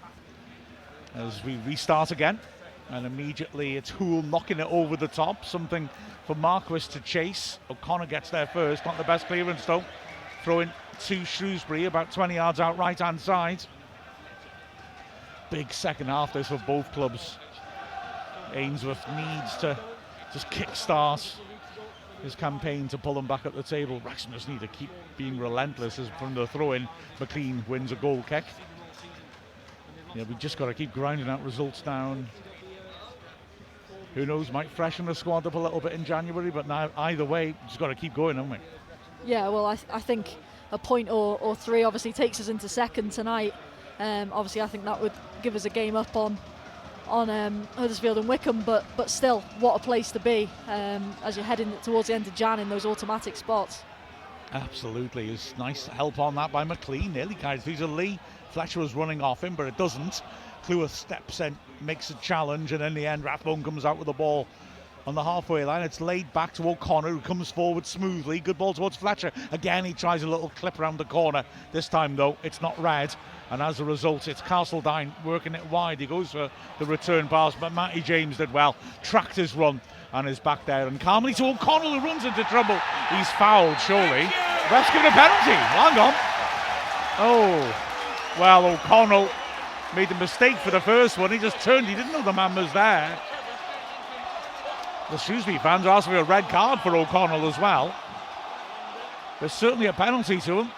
And oh, what a mess O'Connell made of that then. I just don't know why he didn't play it back to Matty James. Matty James just plays it round the corner and plays it into just looking for the little 1-2 around Lloyd. But he just doesn't see him coming from the other side. His first touch isn't great. Tries to rectify it. Haven't quite seen it again to see if there's any contact in it. No, Matty James does really well initially, and then surely O'Connell has a shout from someone. Surely, and he just turns into trouble. I mean, George Lloyd does well to be in that position. The press is good from Shrewsbury, but yeah, it's a pen all day long. Yeah. I must admit, at first I thought he'd turned and been clipped, but no, it's the other way around, isn't it? It's a penalty, and here is Gilliard to take it in front of the Shrewsbury fans. Referee stops him in his tracks. Marquis, I think. Beg your pardon, Marquis. Already scored 2 penalties so far this season, I believe. He steps up now, and it's saved by Okonkwo, but the rebound is in. Okonkwo saves of his legs, but it's spanned back out. A simple finish for Marquis, and wow, Wrexham shot themselves in the foot with the concession of that penalty, and have got to come back all over again. For goodness me, an awful way to start the second half. Well, Okonkwo is so unlucky though. He does dive one way, but he manages to save it with his legs. But Marquis is the closest player to the rebound. He doesn't get any luck, Okonkwo, with his rebound. Just rolls back into Marquis's path and he just smashes it into an empty net. The Wrexham players on the edge of the box just can't get there quick enough to help the keeper out. Terrible start. Well, the only positive you can say is that there's a lot of time to rectify that, but that was just both Shrewsbury goals self-inflicted, in all honesty, and Wrexham need to recover. Plenty of firepower on the bench for Parkinson. Obviously, there's no need to look at that just yet, but Wrexham need to get straight back at it. Straight from the restart, there's a clash of players that leaves a Shrewsbury player on the floor. He's up quickly now as Fletcher fights for the long ball, and on the edge of the area goes in again, but it's cleared by Nsiala. O'Connell heads it clear. Rathbone in the middle of the pitch battling away, and O'Connor thrashes it against him. Luckily for Wrexham, and falls to Cannon it as well. Turns Ojo, helps on to Lee. Barnett in acres of space on the right. He feeds him in. Barnett takes a touch, chips in to the far post, attacked, but it can't be put on target by McLean. Is it a corner or a goal kick? Corner. Another inviting delivery by Barnett. Well, I thought it was going to be the same story as the first half. Really good reaction by Wrexham, and again Ryan Barnett, loads of space on this right hand side. Thought Elliot Lee wasn't actually going to play it to him at first, but does in the end, and again puts a delicious ball into the box, just begging for someone to get on the end of it. I think Stephen Fletcher does, but obviously takes a nick and goes out for a corner. O'Connor then with the corner, signals with both arms above his head. Shrewsbury left 2 up on the halfway line, different from what they were doing from set pieces in the first half. O'Connor swings beyond the far post, but the keeper comes, takes that well, 6 yards out. Blackman took that, made it look easy. Yeah, he comes through a load of bodies.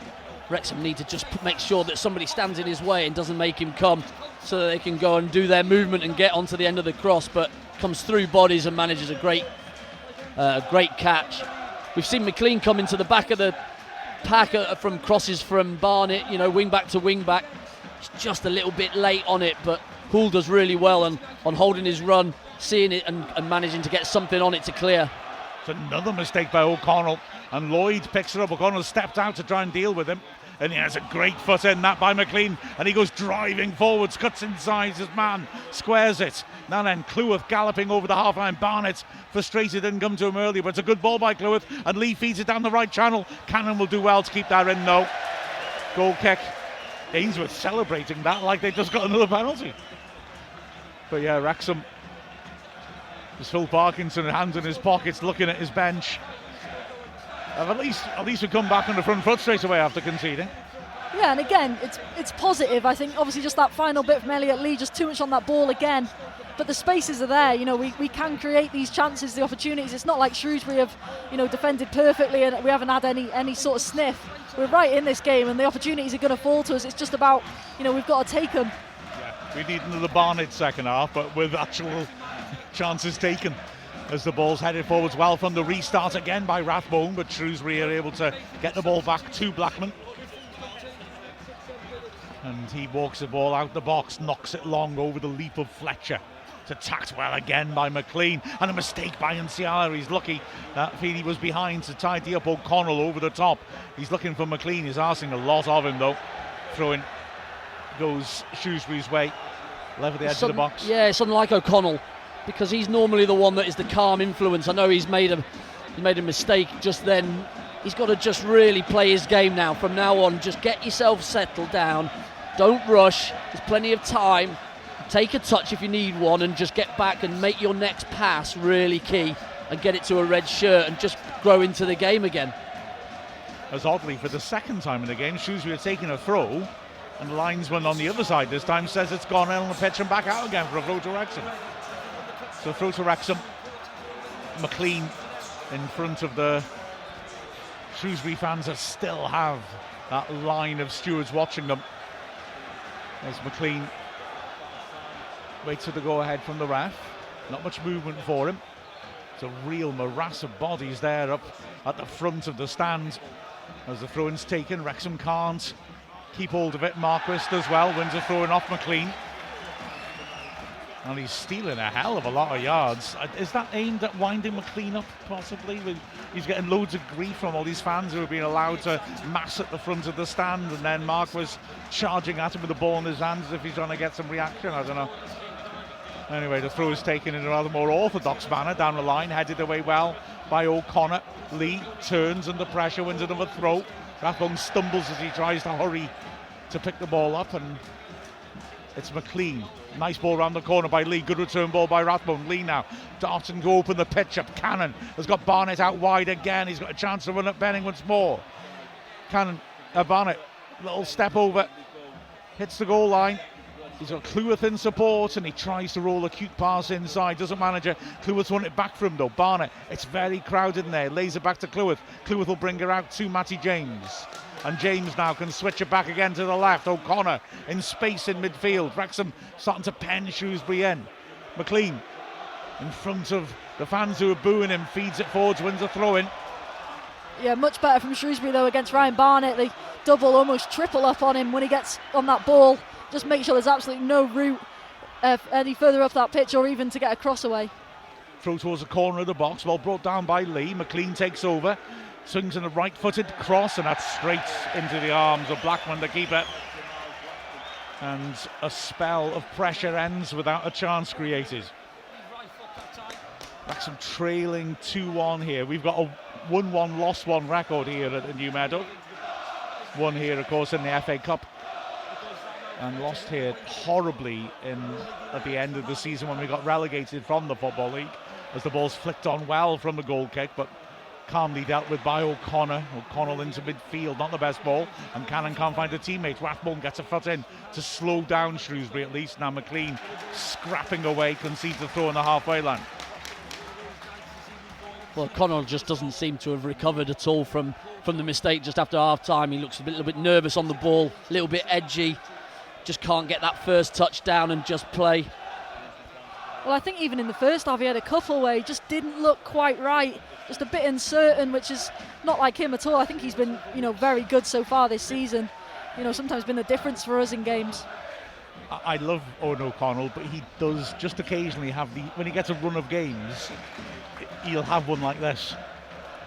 And it's a shame it's a derby game it's happening in. Throwing towards the corner of the Wrexham box, bounces up rather awkwardly, which allows Rathbone to nick the ball away. Looking for Fletcher, good work.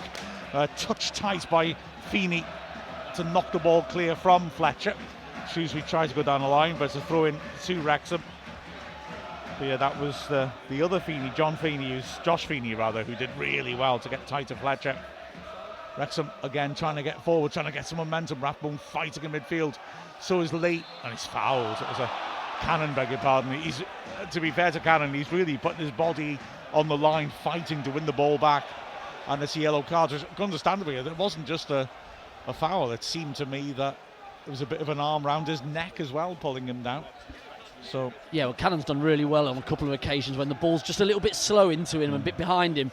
The defenders have come in and he's just rolled them, used his body really well, let the ball come across the back of his body, used his body to protect it, and then been able to play out to Barnett or whoever.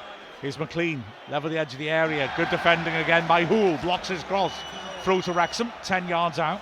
I am genuinely surprised that they're allowing so many people to mass there to have a go at McLean. I've got to be honest. I mean, I know it's difficult.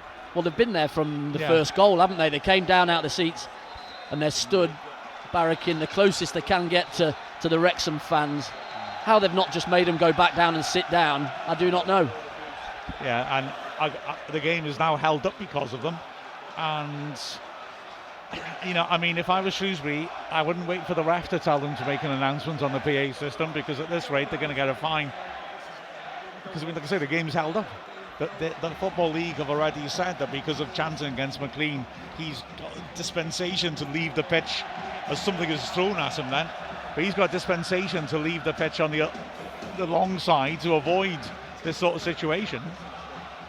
And if I was Shrewsbury, I would be telling people to get back to their seats so at least the club can be seen to be doing something about it. Well, especially when you're in the sort of situation you are, far down the table, you don't want any sort of repercussions at this point. Yeah. And I know it's a derby, I know it can get heated, but seeing fans throw stuff onto the pitch, you never want to see things like that. I mean, the fact that we could see it from the width of the pitch as well, it must have been something fairly substantial. Anyway, McLean won a corner when he finally was allowed to take the throw, and Lee rips it in flat to the near post, goes across into side netting. Ooh, when the first defender didn't deal with it, I thought, hello, we got a situation here, but yeah, just ripped too flat.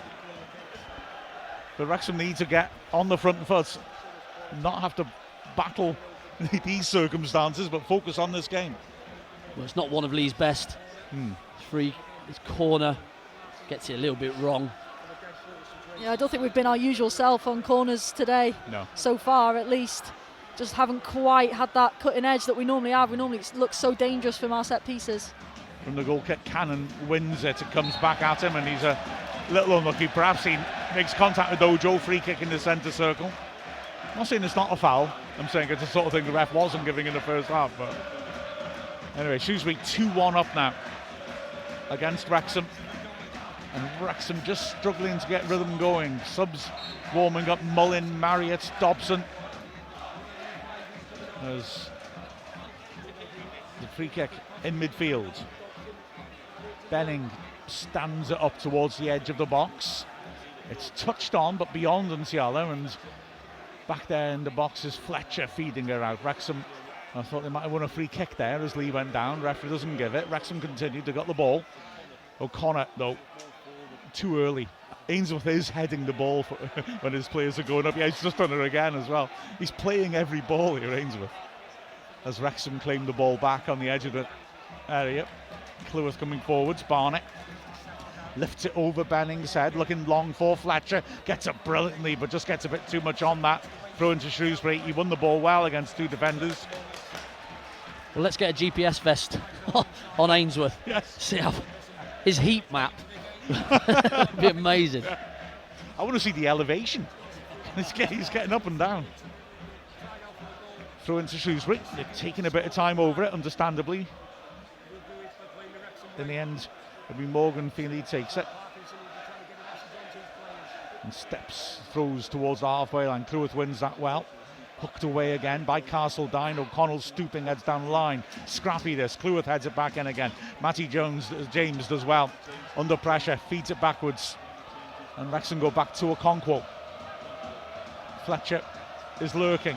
Okonkwo stands it up for him. Feeney's all over him, and Fletcher heads it in the wrong direction as a result. No foul given. Cleworth gets a good foot in. No Rathbone. Dainty little touch to Fletcher. Lovely little flick back to him. It's crowded in there. But Wrexham have managed to find Barnett, who is pulled to the floor, isn't he? Nothing given. Barnett's on the floor. He can't believe it. His hands in the air. That's another wild challenge on Cannon. And his throw to Shrewsbury's given. And now it's Parkinson's turn to ask just what's going on. I mean, they both look pretty clear fouls to me. Got to be honest. Well, the ref's getting it from all angles, isn't he? Yeah. Both managers, both assistants. They're right in his ear. To be fair, I think it's because he's getting it wrong, though. To both teams, I must add. As the throw-in's taken, and the throw goes Wrexham's way that time. Again, I wasn't sure it was, but anyway, Marcus tried to take it himself. But Wrexham now have it. Barnes with the ball in his hands, level the edge of the area. In short to Lee. Again, Shrewsbury working hard, not giving Wrexham space. Lee twisting and turning, trying to get away from Castledine, who, by the way, was the player who was booked earlier on. Cleworth lays the ball back. Ainsworth bouncing up and down again, telling his team to get up the pitch and squeeze Wrexham. O'Connell picks a good ball out through the middle. Lee holds it off well, but then doesn't play the right pass, and easy clearance to Benning. O'Connell attacks it, volleys it forward. Something for Fletcher. It's an awkward one, but he's brought it down. Again, Benning smashes it clear. It's a real battle out there as Marquis does well to skip beyond Rathbone. Cleworth stuck with him well. Good tackle. Rathbone looking at the 50-50. Nsiala just gets there first and does well to find a bit of space. And Shrewsbury get it back in their own half. And a rare moment in this half when either side's got a little bit of breathing space. Ojo in the middle of the pitch. Cannon pressuring him. Played across to Nsiala. It's good block coming in from Lee. I beg your pardon. Rathbone. It's got to be Rathbone, hasn't it? Getting across and blocking it, another throw in. Still Wrexham's three subs warming up. Parkin and Parkinson in consultation. This throw-in's taking a while, and Nsiala with the ball in his hands throws into the Wrexham half. Touched on well. And then Lloyd looks to help her on further. Good tackle on the retreat by O'Connell. And he plays a nice pass out to the right. Barnett deep in his own half, driving forwards. Stands up a diagonal. Fletcher's there. Lee's trying to run off him. Offside flag goes up against Fletcher. Free kick on the edge of the box to Shrewsbury. Well, I think we're going to be seeing Paul Mullin shortly. He's just gone back in. I think he'll be coming on in a couple of minutes or so, and it'll be interesting to see who comes off. Dobson and Marriott going in as well. But like I said, Mullin was called in first. Scar now warming up. Well, Wrexham have to just keep passing the ball. They have to keep trying to get their third midfielder on the ball, or the leader who's dropping in. Get him on the half turn and getting people runners past him, because it just stopped. It's just very, very bitty at the minute, and we can't really get any rhythm. We've got to get the ball down, and we've got to start playing again. O'Connell again is troubled. Ball goes behind for a corner, but he lost his footing. I thought Lloyd tripped over him rather than him fouling him, but the Shrewsbury fans were up in arms asking for another penalty. It's 3 or 4 times that Owen O'Connell has lost his footing and slipped or fell. Just a little nudge and off balance. He doesn't really know he's there, does he? So to bring him down would have been a harsh penalty, I think. But still, it's a coming together, and it's just awkward for Owen O'Connell. He's not really dominating as much as he would have liked. Yeah, again, definitely not a penalty, but if you're Shrewsbury right now, you're thinking, let's just, really target him at the back, 'cause he's really struggling at the moment. Poor corner, straight to Okonkwo. Immediately he looks up.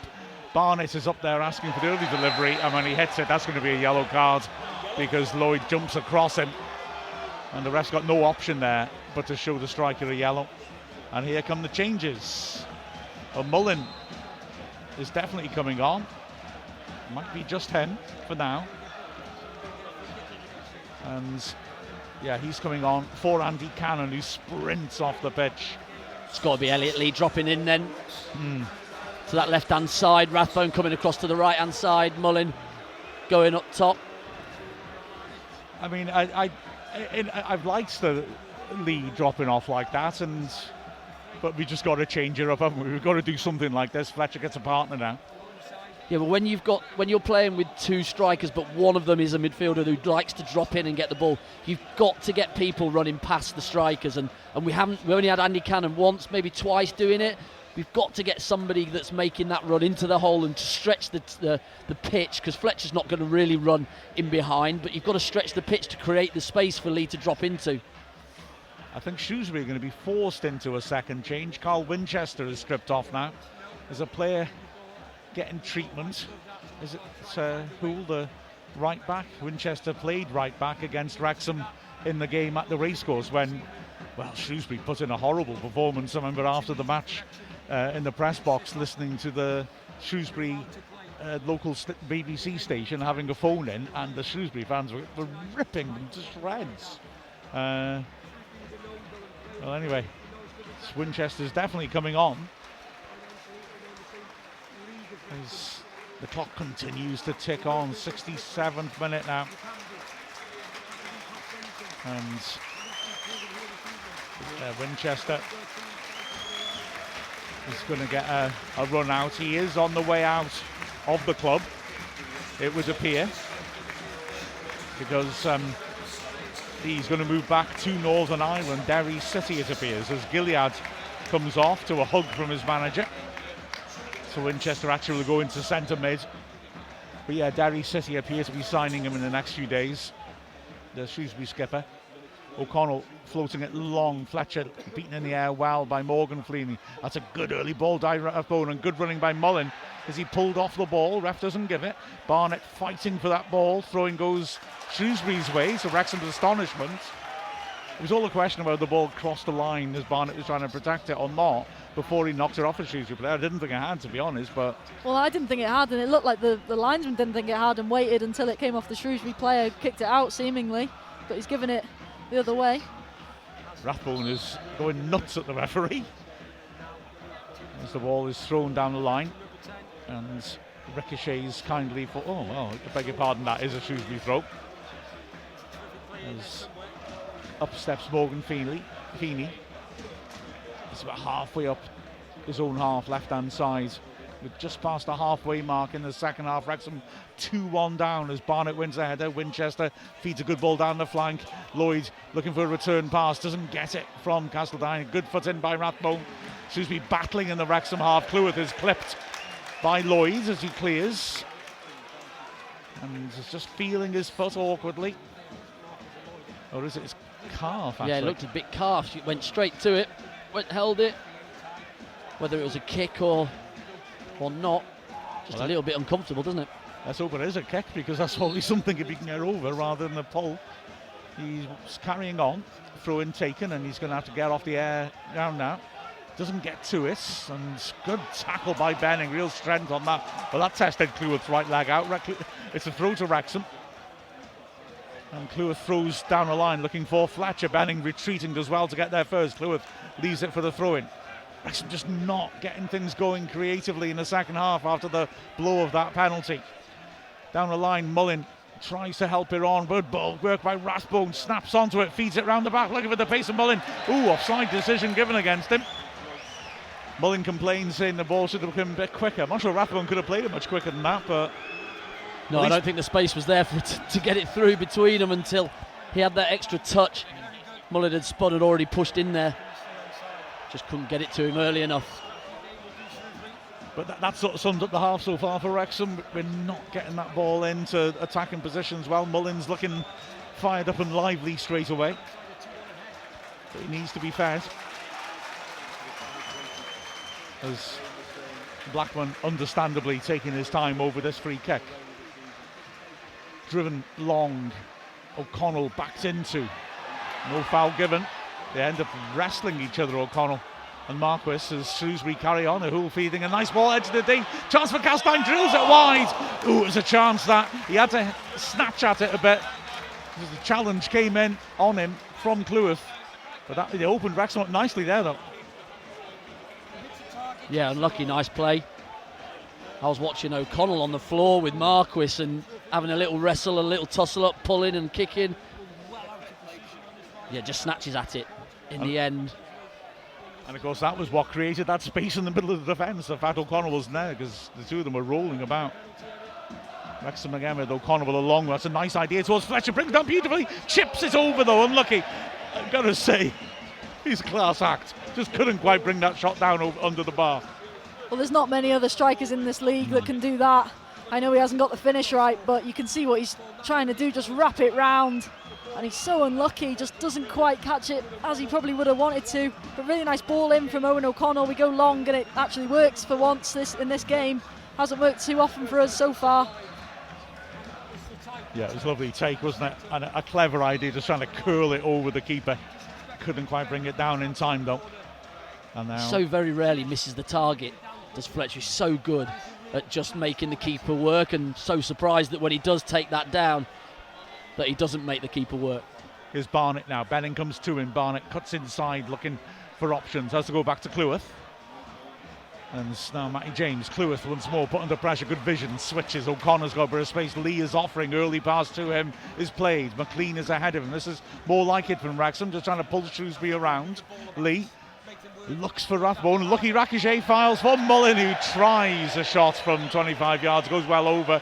Shrewsbury fans are delighted with that. But I'm glad to see Mullin trying that sort of thing. Just trying to be sharp, make something happen. Well, I'm so pleased that Elliot Lee's pulled out into this area and he's looking for Rathbone, who's the free midfielder on the other side. He's in acres of space, just doesn't get it to him. But like you say, it falls really nicely from Mullin, and why not have a little go?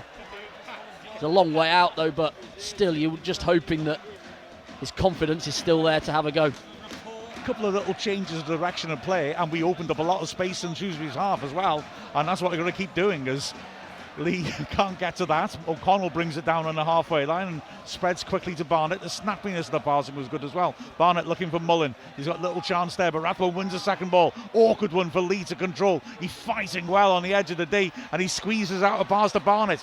Takes on Benning. Gets a good block in. Throw in by the corner flag. Thrown into the box. Good first touch by Rathbone. Spins and then over hits his cross.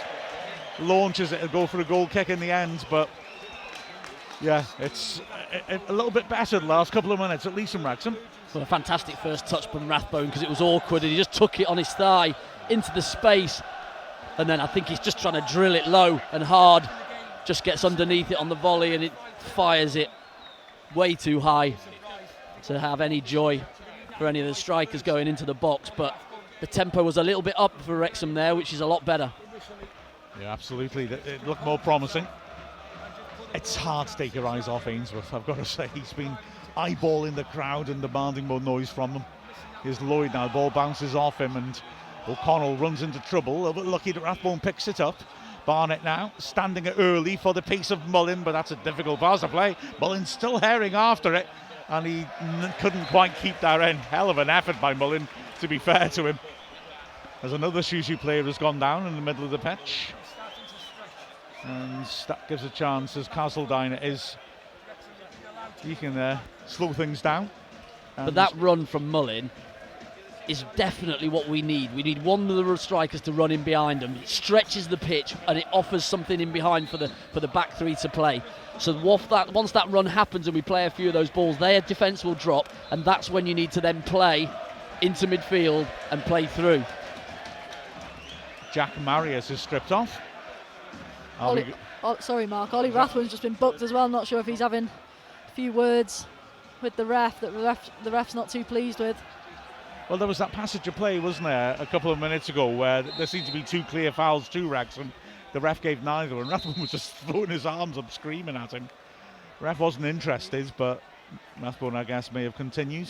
Shrewsbury making a change first, and it will be Castledine who comes off.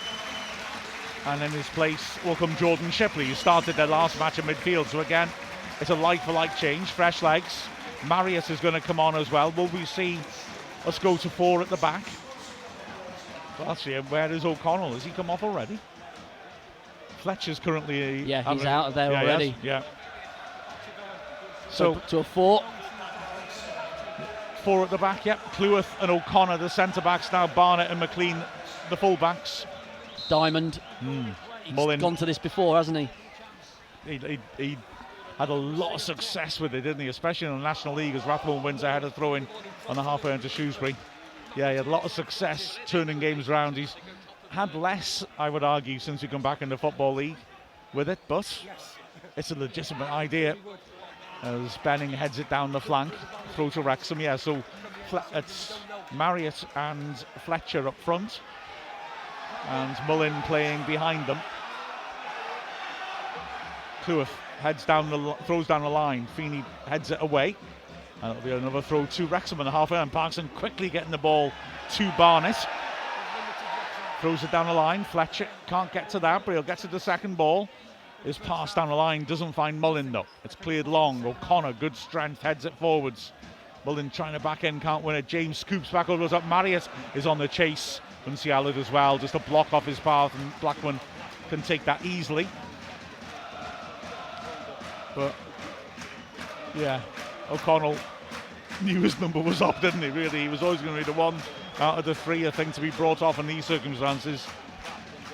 Blackman now launching it long. Cleworth against Lloyd, and yeah, Lloyd backing in. Cleworth did well to head that clear. And now it's a scramble in midfield. Mullin digs out a clearance. Benning puts it back in there. Lloyd holding it up well. Lays it off. Shipley gets to the edge of the box. Squares it. Chance maybe for Lloyd to have a go, but he finds Benning on the left and he pulls it back. But it's well read in the box by Lee, who prods it clear. Matty James does well to get a foot in, to get 2 feet in. Eventually, though, it's won back by Ojo. And the ball is chipped into the Wrexham goalmouth. Cleworth, good header away. Lee on the edge of his area, brings it down, turns, gets a lucky ricochet. McLean will get to it first, still deep in his own half, but that's a good ball. Shrewsbury have got players ahead of the ball as Rathbone keeps it moving. Barnett in acres of space on the right-hand side, 3 players attacking the box. Barnett's going to take on his man. Cuts inside, left foot across the far post, hits a defender. Mullin swipes at it, can't get contact, a real scramble. Fletcher drills it back in, keeper drops it, it's hacked away again. This is crazy. McLean, first time under the bar. Blackman takes it, and Shrewsbury and Ainsworth celebrate more than they did when they scored their goals. Goodness me. Well, I'm not quite sure how we haven't found the back of the net there. Just the ball just wouldn't quite drop, I don't think, for any particular player in red. I think it's Mullin with the best chance of them all, and he was just in front of it. I think just couldn't quite wrap that leg around, but we kept getting it back in, and then in the end James McLean just floats it a bit too high, makes it a bit too easy for Blackman. That did feel like Barnsley. Well, it's Marriott, hooks, Fletcher, back heel, then a really good strike from Fletcher, and it's that one that you want somebody just to follow it in and expect it, and we're just on our heels a little bit and we're not able to just put that rebound in. So Wrexham have gone close, but We're into the 79th minute. O'Connor goes long. Fletcher nods it on well beyond Rathbone. Stretching, gets headed away. And that's a nice little bit of play by Ojo to help it down the left. The return ball's poor. Matty James, though, took his eye off the ball, and Ojo nicks in to win it. Barnett gets a foot in. Ojo again, working it wide. Cleworth steps across. That's great defending. Runs Lloyd off the pitch. Throw to Wrexham, taken quickly by Cleworth. It's breathless stuff there. Wrexham just starting to find their threat. O'Connor driving forwards. In these extreme circumstances, that we may well see 90 minutes out of Stephen Fletcher as well. Lovely flick by Lee, finds Mullen deep. Return pass, Lee surging down the left-hand side. Good recovery run though by Hull. And Lee is now looking for help. McLean goes outside. And Lee feeds him in. McLean back to Lee once more. Drifting inside, feeds it in the box. Mullins asking desperately for a penalty. He doesn't get it. Wrexham are furious. He certainly looked to have his shirt pulled, if nothing else. As now Wrexham build once more. McLean drives it into the near post. Unciala stretches and volleys it away. And it's brought down by Shipley. He's clipped and the ref gives that one all right. Free kick in the middle of the pitch. James it was who made contact. Well, I've just seen the Mullin one back. He's definitely being held. I just don't think there's enough in it for a penalty in the end. It's typical Paul Mullin. He's always going to play for it. But I just don't think there's enough. I think he's better off just staying on his feet, trying to protect that ball in a really good area for Wrexham. It's just, you throw yourselves onto the mercy of the ref when you do that. And they don't tend to give them, do they? Let's be honest, in those situations that often. Frustration. Yeah, there's not enough in that. He's in a really good position actually, just down the side, just to hold him off and just to keep the ball. Yeah, but there is an arm over his shoulder, but there's not enough to merit a penalty. Ojo, the defender, is now Shrewsbury picked the ball up, driving forwards. Winchester, can he get the shot off? He can, but he can't get it on target. Wrexham's defenders blocks his view of the goal. But Shrewsbury still showing some drive coming forwards. They still have some goal threat. Well, I think they've probably had better efforts on goal than we have so far. Yeah. Just obviously it's going to open up for them as we press forward more. We've just got to be really careful we don't give them anything else. Fletcher fighting for an aerial ball, mods it on. Mullin running into the box in the right channel. It's a difficult one to control, done brilliantly to work it out. Right, sorry, Marius, it was on Barnett. Hoist a long cross to the far post, flicked away by Unciala. McLean drills it against the defender. It spins in the box, brought down well by Fletcher, but as he turns to hit it, Unciala robs him. McLean back into the area. Acrobatic little hook back by James to McLean on the left corner of the box. He gets it onto his left foot, driving at his man, then his right, drills it in, cleared easily. O'Connor will get there ahead of Lloyd, who is battling so well. He wins the free kick. Fair play to Lloyd. He's done a tremendous job up front for Shrewsbury, just occupying our centre-backs. Yeah, he's done everything that Gareth Ainsworth would have asked him to today. Been superb, really strong against what is a really good defensive back line that we have at Wrexham. He's been really good today. But again, I just thought McLean, I think he just had it in an area where he just could get that in-swinger in, and he just doesn't quite, maybe he doesn't feel like it's right for him to take it on. But we just need to get that ball into the box a bit more, and I think could someone maybe show for him? I'm not sure. It's just not quite happening in that final third for Wrexham at the moment. Well, again, a Shrewsbury player's gone down to get treatment, and that'll eat a bit more out of the game, eat a bit more momentum out. This is a well-timed spell of treatment, I would say, because Wrexham were starting to threaten, get tempo going. The substitution seems to have bedded in quite nicely in terms of Wrexham finding a little bit more tempo, a little bit more aggression going forwards. So the ball dropping into the box there, and Fletcher brings it down on his chest. You're thinking, on the swivel, just couldn't pivot. Good defending, really tight to him. Don't let him get the shot off. Yeah, Unciala did well, didn't he? He was right on him. As Feeney is fine to continue, of course, but he won't be able to come on for 30 seconds. Long kick by Blackburn goes through to Okonkwo, and he looks up and looks for an option. Balls are out to the left. McLean deep in his own half. Feeney still waiting for permission to come back on the pitch. And Wrexham are moving it around a bit slower here. In the end, James finds McLean. Lee in midfield. clips a neat little ball. Marriott with the return pass. Deft little first time pass out to McLean by Lee. McLean chips it in. Fletcher gets up, nods it down. Mullin can't quite get there. Feeney has managed to get into the goal mouth now.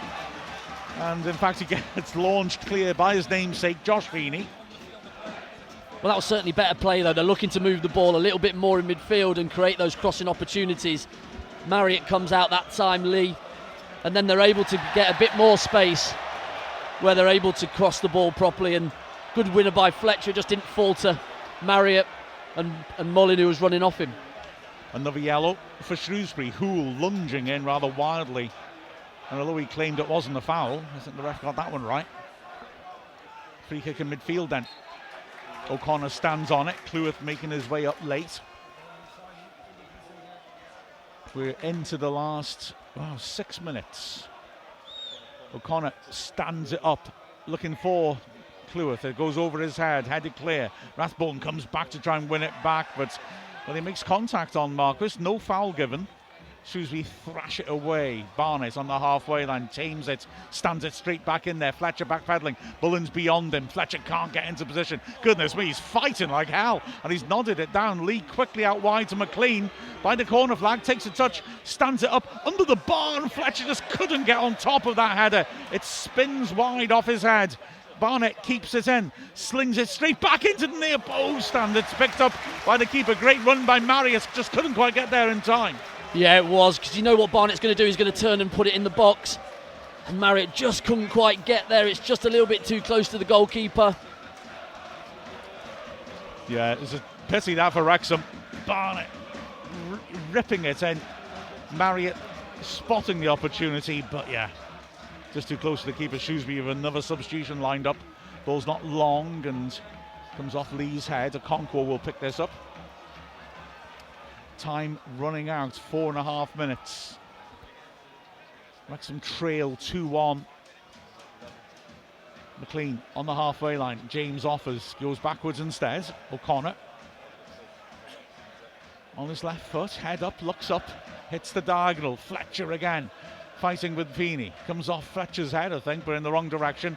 And the ball's cleared to the halfway line. Cleworth, good little nod down to Rathbone, who hooks it on. Mullin. Marriott ducked down looking for the free kick, doesn't get it. Lee, good strength, battles away, rides a challenge, drives forwards. Will he hit it? Oh, foot kick came in and just knocked it away from him as he tried the shot, and it's cleared to the halfway line. Offside flag against Lloyd. I thought Lee was going to do it then. Yeah, it just bobbled into his path, didn't it? And he carried on. And you just think, can he shift it onto his right foot and smash it? He just cannot get it out of his feet enough to get. It's a really good recovery from Winchester to get back and just put that awkward toe in to stop the shot coming. Can we still play, though? Be brave enough to keep playing. It's going to be 10 minutes left, 8 minutes left, so keep playing, but we're just going a little bit long into Fletcher and they're doubling up on him. Yeah. As change is made, and Nurse comes on for Benning, who has put in a hell of a shift on the left-hand side. Fresh legs against Barnett now. So Cleworth working it out to the flank. Barnett now on the right, taking on the new man. Little step over, hits the goal line. Can he deliver? Drives us one to the near post, wins a corner, does he? Goal kick given. Wrexham unhappy again. It's a decent ball in, and again Marriott making that near post run, but he couldn't get on the end of it. And we've got 2.5 minutes plus what the ref will add on. Blackman, understandably, no rush. Well, the front two for Shrewsbury, Marquis and Lloyd, I think they've been exceptional. Yeah. They've worked their socks off and they've just given Wrexham no moments of joy to be able to play out and be comfortable on the ball. And any time the ball's gone up to them, they've been a handful in holding it up. Mullin rips it in, and Unciala gets a crucial touch. The Wrexham fans asking for handball, but it didn't look it from up here, and the Wrexham players didn't join in. It was good work by Rathbone, who fed the ball early down the right, and Mullin with the early cross looking for Marriott. It was 1-on-1 in there, but Unciala covered it well. So Blackman hitting it long. Wrexham's bench in conference. It looks to have the paperwork for a substitution in hand. As Marriott tries to back in, Unciala wins it well. Cleworth, good foot in.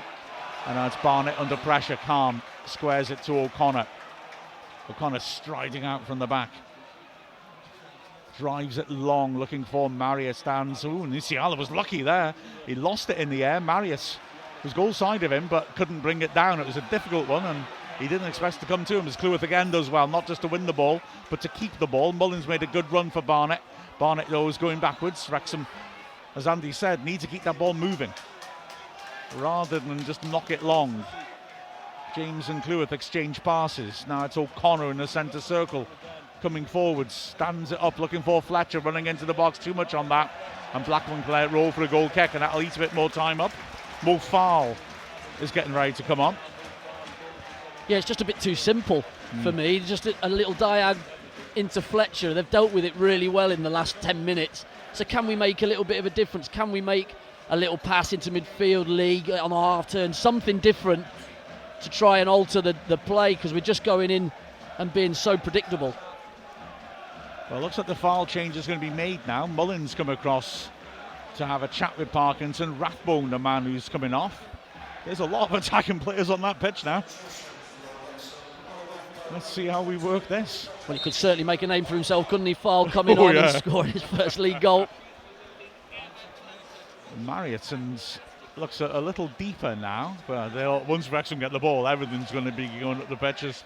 O'Connor hooks the ball out of play. 8 added minutes. I did not see 8 minutes coming, I've got to say.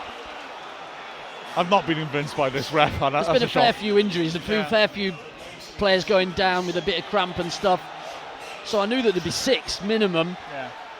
But 8's a lot, isn't it? It is, isn't it? I'll take it. Oh, absolutely. Wrexham need to make the most of it, though.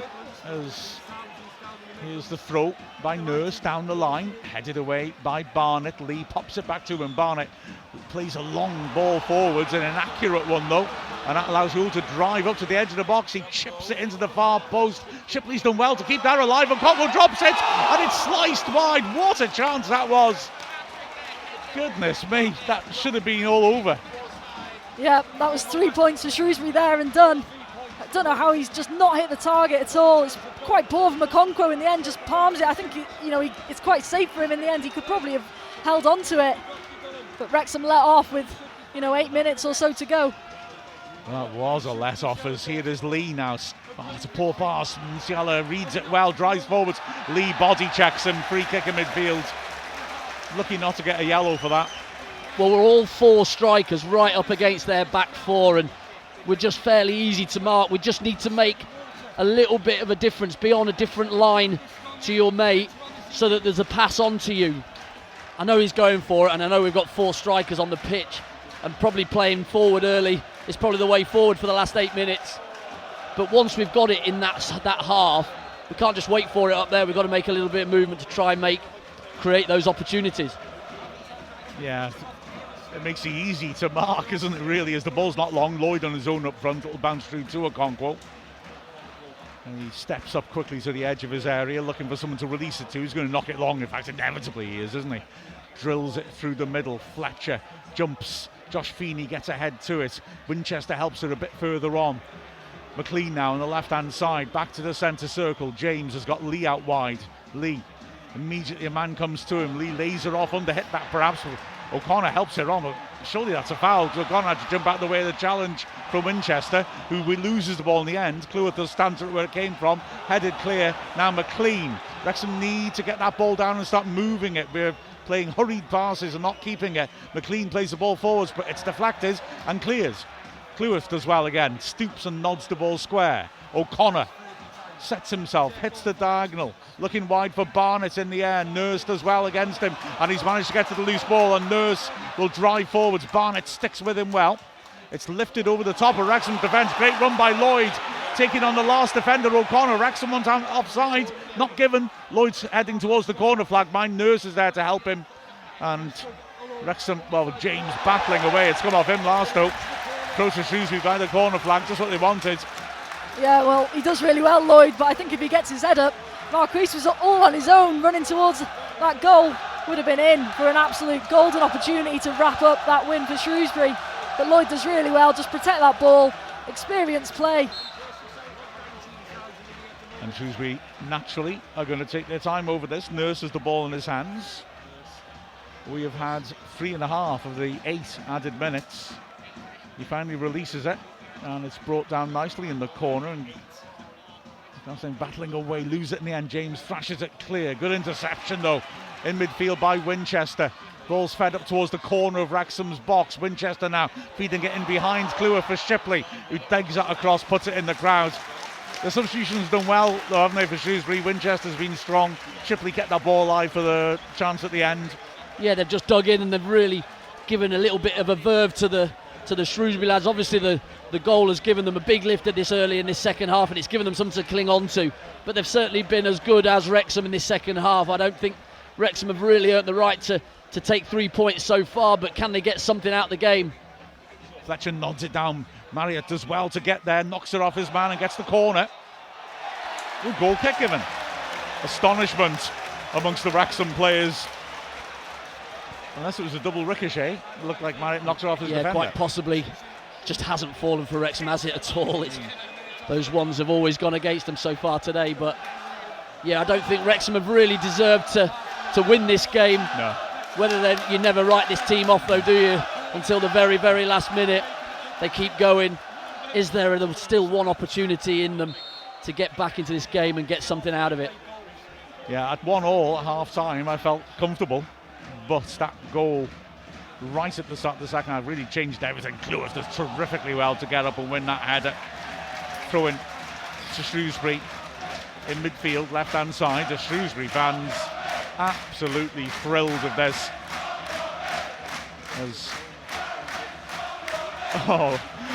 I think that's a bit cute from Nurse, pretending to take the throw in from the wrong line just to waste a few more seconds. He's still standing holding it, throws it down the line. And Clewer again backpedals as well, heads it clear, put back in there again. Lloyd still making a nuisance of. O'Connor does well, works it wide. Now McLean has to accelerate to get there in his own half, thrashes it forwards first time, and that's just what we don't need. Feeney heads it away. That's James fighting for it, can't get there. Cleworth heads it, works it down the right. Barnett sets himself, plays it forwards from deep. That should be keeper's ball. And I totally understand why we put the 4 strikers on and gone for it, but we've stopped playing football once we did that, and it hasn't worked out right, quite frankly, for us. Well, you have to give credit to Shrewsbury. I think they've been fantastic this second half, and it shows because we're having to put balls in from the halfway line. We're still 2 or 3 minutes to go. Well, we've had to do it for the last 10 minutes or so, really, and that shows their quality. Normally that's sort of last resort. Absolutely. O'Connor heads it clear, but Farl can't challenge, going back from an offside position, and then Lloyd finds Shipley. He feeds a great ball over the top, and Okonkwo just gets there. That's great work by Okonkwo. And it's won back on the right by Marriott. Marriott now flattened by Shipley. Now, the Shrewsbury player who was running over the top has stayed down. Marriott won the Okonkwo won the ball cleanly. They came together afterwards, but it was certainly not a foul. But Mark was doing well to stay down, and the ref's gone to check him out. No, Okonkwo read it. He come off his line really quickly, and it's Marquis carrying on, and his follow through that's put him in danger. And Okonkwo, he's not pulling out at all, and so there's nothing wrong with him. Just coming together, brave from both parties. It was a great breakaway, great work by Lloyd and Shipley to set it up. Okonkwo did so well to get there first. So free kick on the halfway line to Wrexham. O'Connor stands it up towards the corner of the box, but it's misjudged by Fletcher, headed out wide. McLean throw in, level the edge of the area. Desperate for Wrexham. Can something drop our way? 25 seconds left of the added 8. As Farl lays the ball back, and it's a goal kick. The referee, as Wrexham complain about that decision, I thought a bit dramatically points for the goal kick, as if to say, look at me, I'm giving that, and he's shown a card to Mullin. That's McLean, I think, for his reaction to the ball not being given as a goal kick. Yeah, I didn't like his theatrical, I'll pause and make you wait. Oh, I've given it to the home team. Let's get a cheer. Just felt a bit like, I don't know, am I being unfair? I think he's been poor, the ref, but to both teams, I hasten to add, and he certainly isn't the reason Shrewsbury are winning. We've had the 8 minutes. Well, I felt like that was sort of last chance saloon, and I was amazed we didn't go direct from that free kick. We made it go more central, which for me, just a bit of a baffling one, really. But is there any more time in this game? I'm not too sure. Well, Blackman's put it out of play. Parkinson retrieves the ball for Wrexham. We've had 30 seconds over the 8 minutes. He should have a little bit on. Cleworth throw in.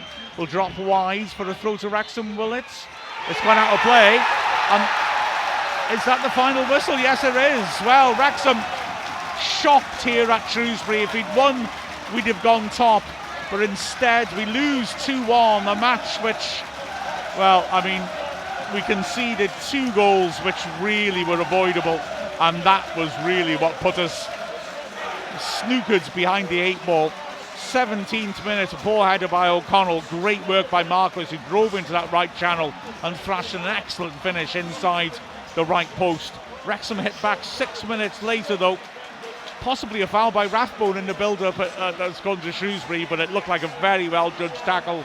And Barnett whipped a lovely cross, which Fletcher headed home.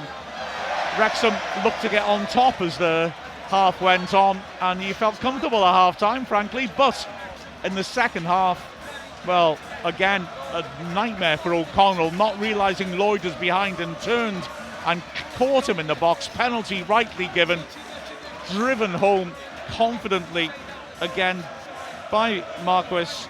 I beg your pardon, driven in.